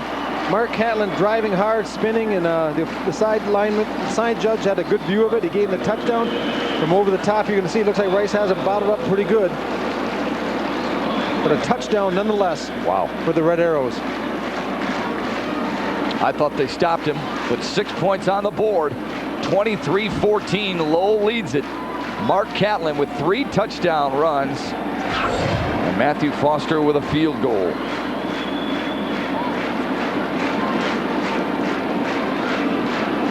A delay before they try and add the extra point here, courtesy of Craig Carpenter.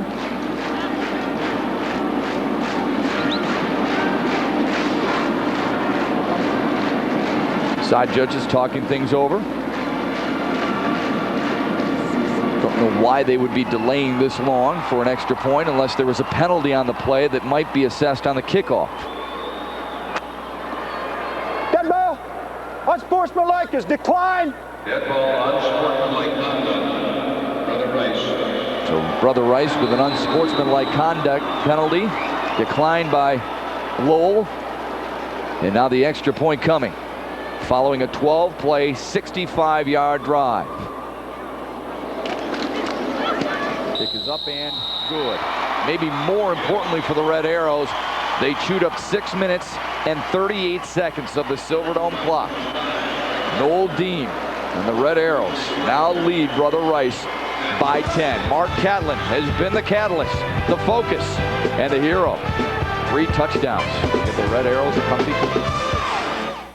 4-14. Alfred Casa's Warriors down by 10, and he needs to generate some offense and do it quickly, doesn't he, Rob? Really? Yeah, and defensively, they just made a nice stand.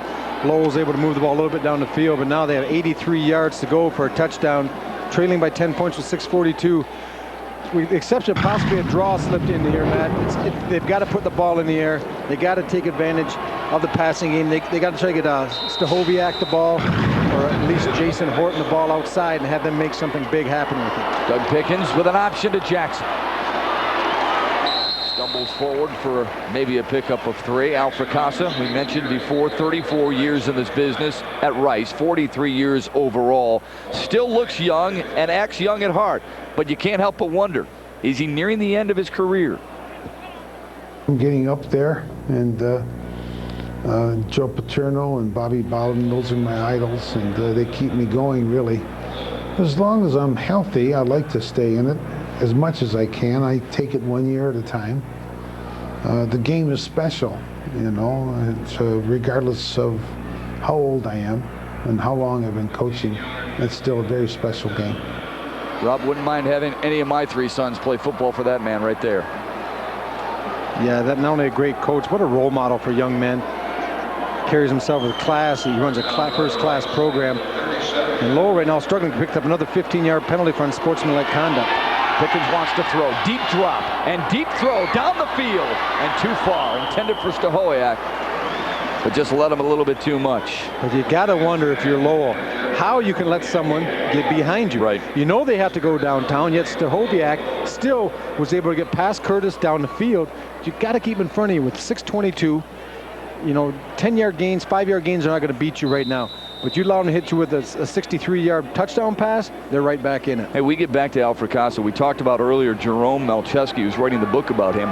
Ask Melcheski, I bet you there's a lot of stories from players. He says, yeah, but not for the players you expect, not for the guys who are necessarily all-staters, but from the guys who were backups a lot. Those are the ones who contributed most to his storytelling. 2nd down and 10 from the 37. Pickens. Stahoviak on the run into Lowell territory and dragged down at the 44. Well, they had pick and choose that time because Jason Horton was on the post route. He was breaking clean down the middle of the field. Stahoviak running the drag underneath the post. A well-thrown ball by Doug Pickens, and he's kind of heating up a little bit. And Rice is on the move, Matt, with still over 6 minutes remaining in the game. There's a lot of time. We talked about the quick strike, get rid of the running game while they put the ball in the air and have had some success. An 18-yard gainer from Pickens to Stahoviak. So 1st and 10 now from the 44 of Lowell. 6:12 left in regulation. Pickens pumps right, looking left. Has his man. It's Stahoviak, and it hits the back of Curtis. And I believe that'll be an interference on Chris Curtis.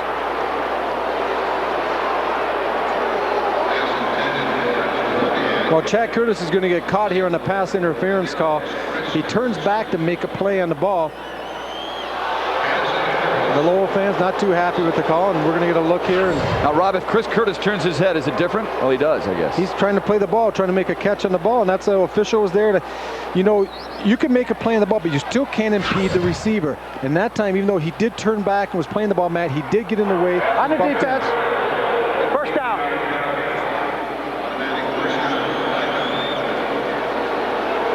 Big play, got it to the 29-yard line of Lowell. Now, Rice is doing what they need to do, Rob. They're moving the football, but not taking a lot of time off the clock. That stops the clock. They got that big pickup from Pickens to Stahoviak.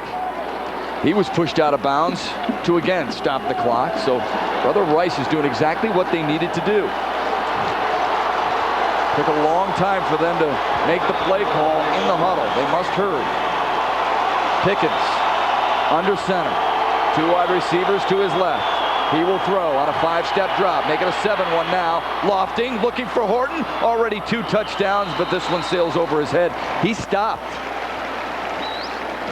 Yeah. Jason Horton stopped on that play. Yeah, and Sean Myers was on the coverage, and that would measure the entire way. If that would have been a well-thrown ball on target to Horton, Myers would have had a chance for the interception. And that's a kind of an ill-advised pass for Pickens to throw back across like that. That's, that ball ends up being about 50 yards in the air. Gives the defense a lot of time to break on the ball. Alfacasa setting into play here. Hey, keep in mind, Brother Rice is missing their best wide receiver, Brian Mahler, who's the class president and been the top wide receiver all year. He was injured in the 4th quarter against De La Salle in the playoffs. A guy who had a team best 9 touchdowns. Lowell doesn't care. Rice plays with the hand they've been dealt. On a 2nd down and 10, Jackson in motion. Pickens, play action, pressure up the middle. He's got to roll away from it. Finally does, looking for the edge, and dragged out of bounds after a loss of about 1. Well, you see some good speed by Pickens. It looks like it's going to be about a 15-yard loss. J.J. Wilder has him in his sights. But Pickens showing that athleticism Coach Fracassa talked about in the open, Matt. This is inside. All of a sudden the pressure comes up. There's number 60, Jordan Moore's there. J.J. Wilder has a chance at him. Pickens showing some great speed. But he gets run out of bounds that time by Andy McQueen. Good block by Stahoviak. So a loss of 1 on the play. It'll bring up 3rd down and 11. All important 3rd down and 11 for the Warriors. Pickens floats it for Jackson. Looking for blockers and a corner. Ridden out of bounds inside the 25. Now a 4th down opportunity for Brother Rice. But a pretty good play that at its inception did not look too good, Matt. But because of the speed of Anthony Jackson, he's able to get outside instead of having a 4th down and 10. Right here, there's not much there, but look at the acceleration getting to the corner, and that's just speed. You can't coach that. Picks up about 6 yards, something about 4th down and 4. And we're seeing Balzerini come onto the field. It's going to be a long field goal, but he knows he needs 3 at one time or another. Offensive line just couldn't get out there in front of Anthony Jackson. But you're right, great individual effort. That's when you get penalized having 2 fast receivers. Your offensive line can't get out into the little slip screen. This could be the ball game right here. Brian Balzerini, who's had 1 blocked already today, will tee it up for a 40-yard field goal. Looks like Lowell is trying to signal timeout, and finally they are granted that timeout. No, a flag on the play. They call it a delay of game against Brother Rice. Now, what do you do if you're Al Fracassa? This will be a 45-yard field goal. Well, still 5:41 in the game. I might punt him deep. But you see the offense coming back in. They're going to go for it here. 4th down and 9. I look at it where I probably trust Doug Pickens a little bit more than my field goal kicker, who just hasn't been in that situation very often. And this is the guy who got you here. Once again, 4th down and 9. Once again, they have Anthony Jackson in the slot, number 5. Let's keep an eye on him right here. Brother Rice 0 for 2 on 4th down. Blitz from the corner and up the middle, and down he goes. J.J. Wilder makes the defensive play of the game for Lowell. And they'll get the football with 5:35 to go.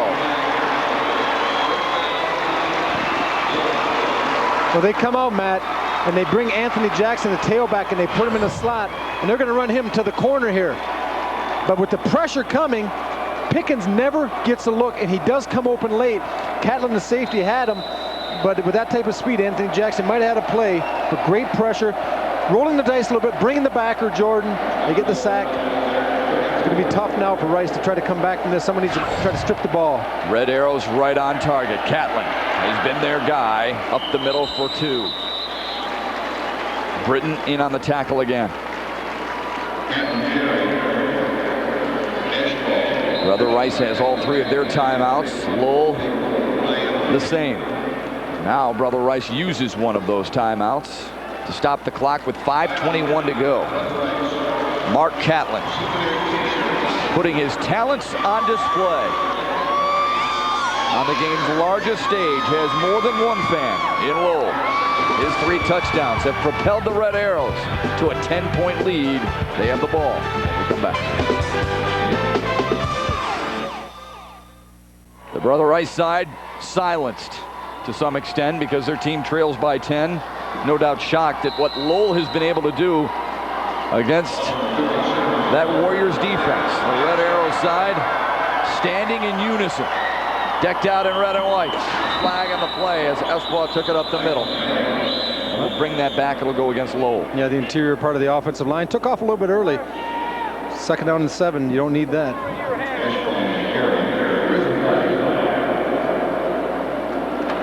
Dead ball. Well, oftentimes we get caught up in statistics, Rob Rubik, but you can't look at it in this situation, even though Brother Rice and their coaching staff has the experience. Their 15th appearance, 5 state championships in 7 tries. The Lowell Red Arrows are playing dynamite today in their first ever trip to the final. Well, that's why you play them. You know, you don't go on history, you don't go on tradition. Obviously, it helps you to create a winning program. Bottom line is you have to show up here and play, and today the red team has played a little bit better than the white team. 2nd down and 2 from their own 42 for Lowell. Mark Catlin, hands off inside, move the chains.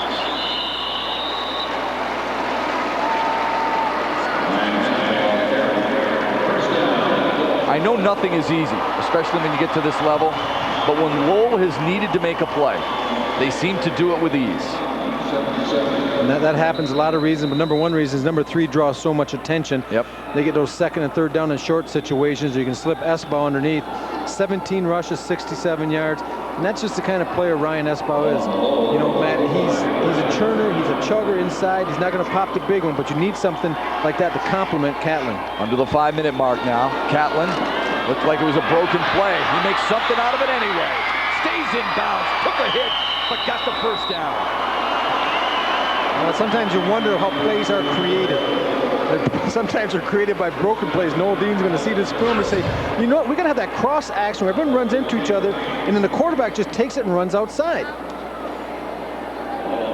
Very creative play calling by the Lowell offensive staff that time. And I don't know whether that was designed or not. They've run some plays today. That's your one basic broken play, but sometimes great quarterbacks can bail you out. 4:33 and counting now in the Division II state championship matchup. Lowell, not heard from before, is talking very loud today with their play. Catlin up the middle for a little bit. Brother Rice with 2 remaining timeouts, trailing by 10.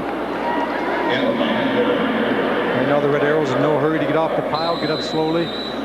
Not as much time run off before the official set the 25-second play clock. Sean Myers bringing the play in, man. You wonder, would you throw the ball in this situation? I think I got to keep it down, try to keep it on the ground, make Rice burn their timeouts. You don't want to risk the interception here. I think you have single coverage, and I don't think you should be afraid to vary from your offensive game plan. Catlin up the middle again. First down and more! Look out! To the 20, down to the 15-yard line. They can't stop him. They have no solution to Mark Catlin. Plus 25. And that's just the piggyback play. Two running backs in the backfield. He's going to fake underneath Espoir, just get right on his back, and he sticks it right up in there, and he's got great quickness. He just accelerates once he gets into the hole. And he has, once again, I keep saying this, but I like his vision. You see how his head is constantly turning as he's running, Matt. He's always looking to where to go next, and he's tough to stop. Just some tremendous numbers. You know, Mill Coleman, outstanding player for Farmington Hills Harrison, but he has shattered Mill Coleman's record. How about the number that speaks loudest? Bold it, underline it, highlight it, whatever you want. 410 total yards of offense directed by the senior, Mark Catlin. And there's a number he may like best right there, 24. That's the amount of points he's been able to help this Lowell offense put on the board. Lowell calls timeout. 3:16 away from their first ever state championship. Noel Dean's club came in as an underdog. Didn't necessarily like it, but realized They had to be against Birmingham Brother Rice. Doesn't like being the underdog, but you know what, Rob? People watch this club, and Alpha Casa was the first to mention it to us. You watch them on team, there's no way they can be considered an underdog in any game they play. They're just too darn dangerous. It has been a special day. Earlier today, the Division 8 state championship was decided. Waterford, Our Lady of the Lakes, under the direction of Mike Boyd in his 37th season, claims their first ever state title in the first ever overtime game. Murray Percival, that team's leading tackler and receiver, with a game-winning touchdown on a 4th and goal from the 1, after Gaylord St. Mary had already kicked a field goal in overtime. At 11 o'clock tonight, on a tape-delayed basis, same-day coverage, Hopkins and Negaunee, Fred McLeod and John Wangler, and then the Division 4 state title game a little bit later on, early Saturday morning. Glad you've joined us here on Fox Sports Net here in Detroit alongside Rob Rubik, Mickey York. My name is Matt Shepard at the Pontiac Silverdome. 3:16 to go in the 4th quarter. Catlin, again the piggyback play, but the whistle is the only thing that has stopped him today.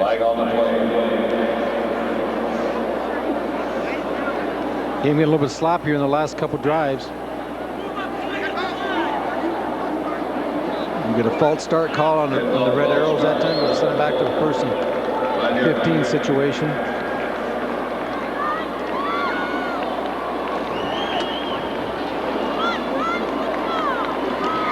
You know, Matt, you see that man-to-man coverage outside, but it kind of tempts you to throw the ball, but you got to keep that clock going. The clock is your friend right now.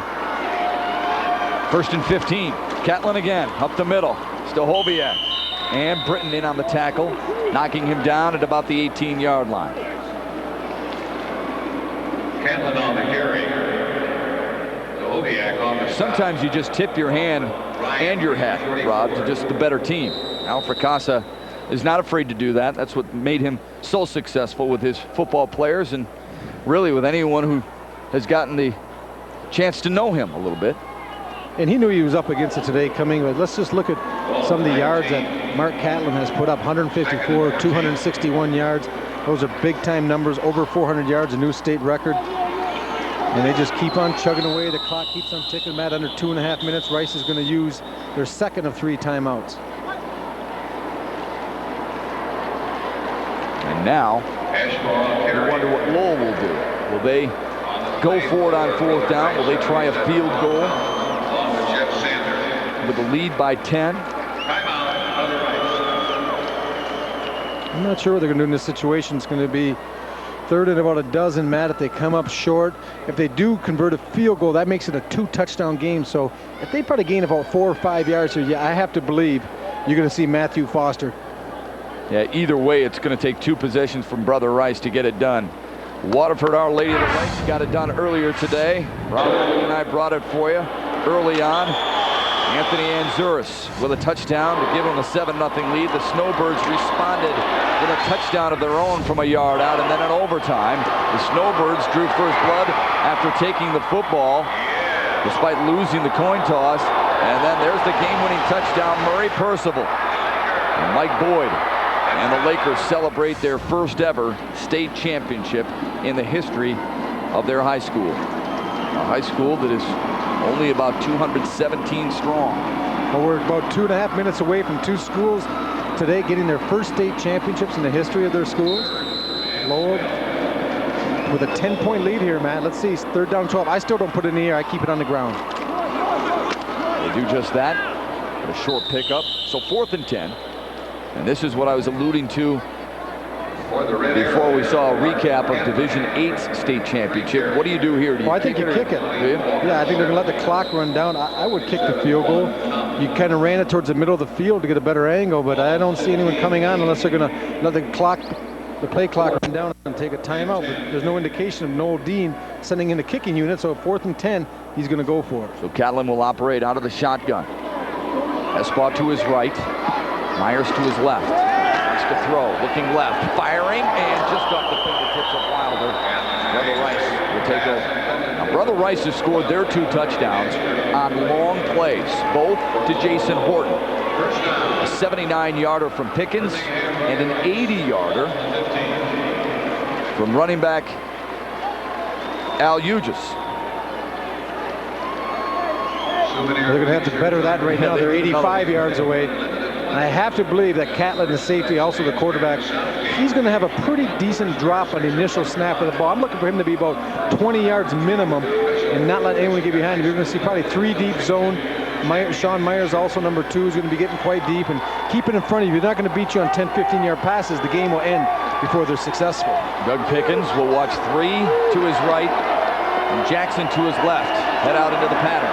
Blitz from the backside. They got him again.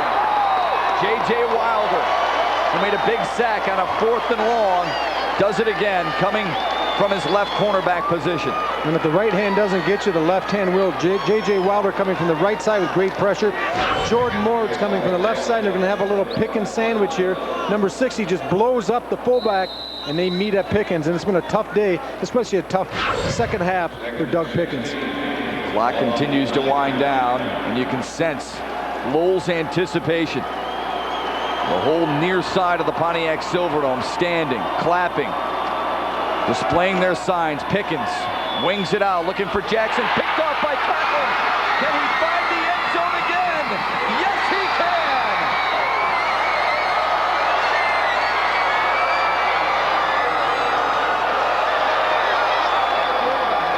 That was a catastrophe that time for Doug Pickens, throwing that ball up for grabs as Catlin. We talked about they had to neutralize him. I'll tell you what, there's not enough kitty litter in the state of Michigan to slow this guy down. Interception, sitting back. Doug Pickens really at the mercy of the defense here. He's just throwing up, trying to make something happen down late in the game, and Catlin playing kind of deep and free, just steps up in front, picks it off, and you get him near to the end zone, he's going to find it.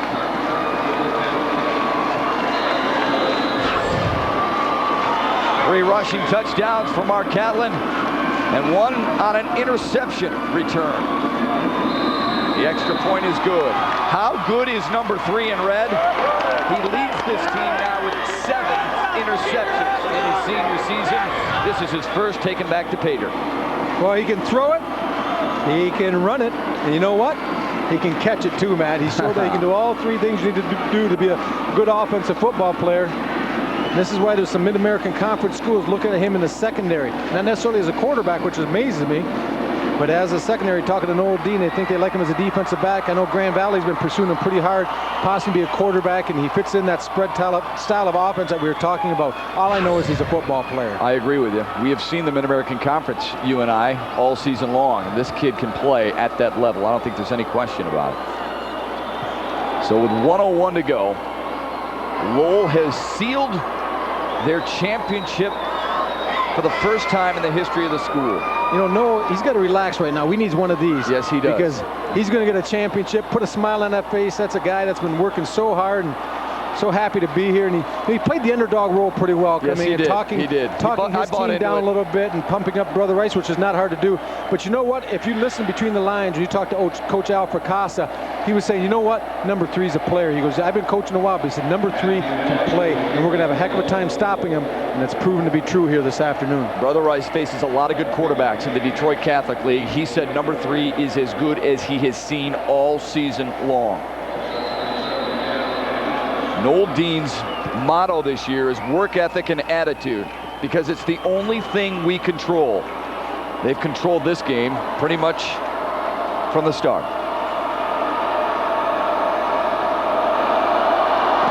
Another big booming kick courtesy of Matthew Foster. Hughes from the 4. Fires to Pickens. Pickens had a seam for a moment, then chased out of bounds, and a flag on the play. Might be a forward pass. And it is. Had to try something. Well, they got him earlier with the double reverse pass for a touchdown from Al Eustace, finding Horton. Right here, you see he's going to throw probably about just past the 15-yard line. Let's see where it hits the hands. Yeah, well up on the 18 or 19-yard line. So an excellent call by the official. Was in position, makes the call. Now Rice is going to be forced to start back inside their, right around their 10-yard line. Well, it's been a privilege here today, partner, because we've had Waterford Our Lady of the Lakes celebrate their first ever state championship, and now Lowell is going to try and match that enthusiasm with their first ever state crown. Well, the Grand Rapids area coming out of the hole quickly here with their first win. They're going to have 5 opportunities. And that's the most in a lot of years for Metro Grand Rapids to get championship here at the Silverdome. South Christian will be here. East Grand Rapids, Hopkins, and then in the marquee matchup, which we get the pleasure to broadcast tomorrow, Matt, the 1 o'clock game, East Kentwood, Detroit Catholic Central. Pickens, more pressure. Did a nice job to elude one. Now throws a home run ball intended for Horton, incomplete. You know who might be smiling just a little bit today is East Grand Rapids. They're the only team to beat Lowell, and they beat him by 3. You're going to see a big arm right here. Look at that. He makes a couple defenders miss there, but he throws once again over 50 yards, man. I like Doug Pickens. You can just see his athleticism. Yeah.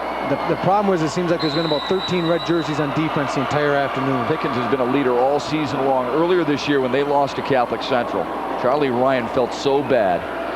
Doug Pickens called him up on that Saturday night and said, hey, listen, no one's going to remember your 3 interceptions. Oh, that's right. It was me who threw those 3 interceptions. Forget about it and move on. And boy, have they moved on. Unfortunately for them, they fall short. The completion to Stasoviak, out of bounds, stopping the clock with 38 ticks left. But that's the side of a true leader, Rob Rubik, when you take it upon yourself to call somebody on your team who you know is feeling down and to try and put a smile on their face because you know that they will be an integral part of your success if you're to have success that season. And Al Fracassa has built his program the right way, as has Noel Dean. With kids who care about one another and genuinely like one another. And let's also remember about Doug Pickens. He's got another year. That's right. We could see him again at the same stage. He's flushed from his pocket. Throws on the run. Tough throw and out of bounds. Now 4th and 4. Talked about the full slate of games for you here on this opening day of state championship weekend. Tomorrow, it starts fresh at 10 a.m. Mendon, the Hornets, against Decatur. Should be a good matchup there. Then, as Rob alluded to, the Shamrocks of Detroit Catholic Central looking for back-to-back crowns against unbeaten East Kentwood. Montrose against Constantine at 5. And then we cap it all off with the Division III showdown, DeWitt and East Grand Rapids. We talked about East Grand Rapids beating Lowell, the only team to beat the Red Arrows this year. Pickens to Horton, slips and falls, and that epitomizes what has happened to the Warriors here today. Does pick up the first down, but just couldn't get his feet underneath him to try and turn and either get out of bounds or pick up more yardage.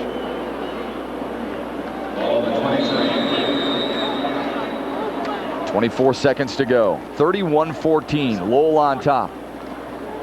Pressure up the middle. Pickens delivers far side, incomplete. Stahoviak, the intended receiver.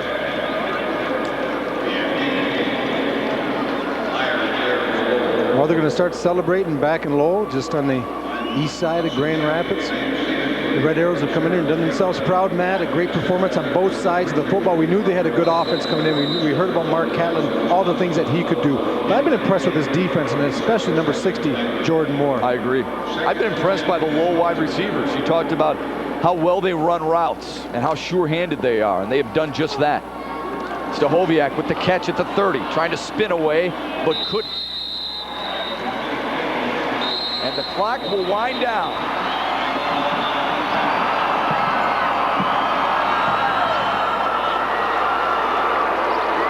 Stopped it with 6 seconds to go.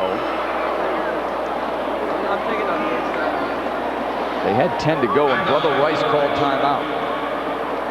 Well, sometimes you want to get maybe a couple seniors into the ball game, give them a chance to say they played in the championship game at the Pontiac Silverdome, and see Al Fracassa talking to his troops right there. And one thing you like about Al Fracassa, you know, he wins with style, and he also loses with class. And he's, you know, a class individual, and I'm sure this is a thrill for Noel Dean to have the opportunity to coach against someone like Coach Fracassa, who's, you know, he's been here, did it, done it. Now I know Noel Dean saying he's hoping he can start a tradition with the Red Arrows back in Lowell of making some return trips to the Pontiac Silverdome. Catlin came out to a standing ovation. Now Pickens in the final play of the season for Jackson off the fingertips, and Lowell is the Division II champion.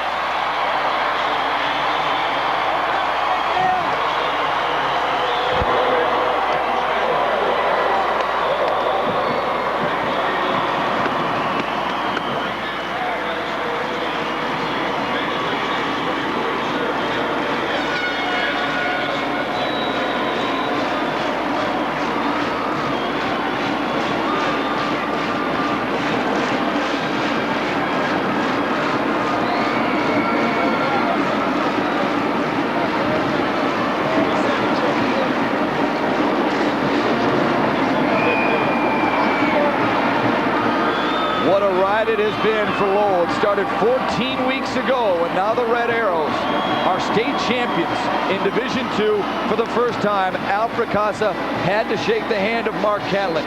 He knew Catlin would be a thorn in his side. Catlin proved him right. The Red Arrows of Lowell win it 31-14. The wrap-up from the Pontiac Silverdome when we come back after this.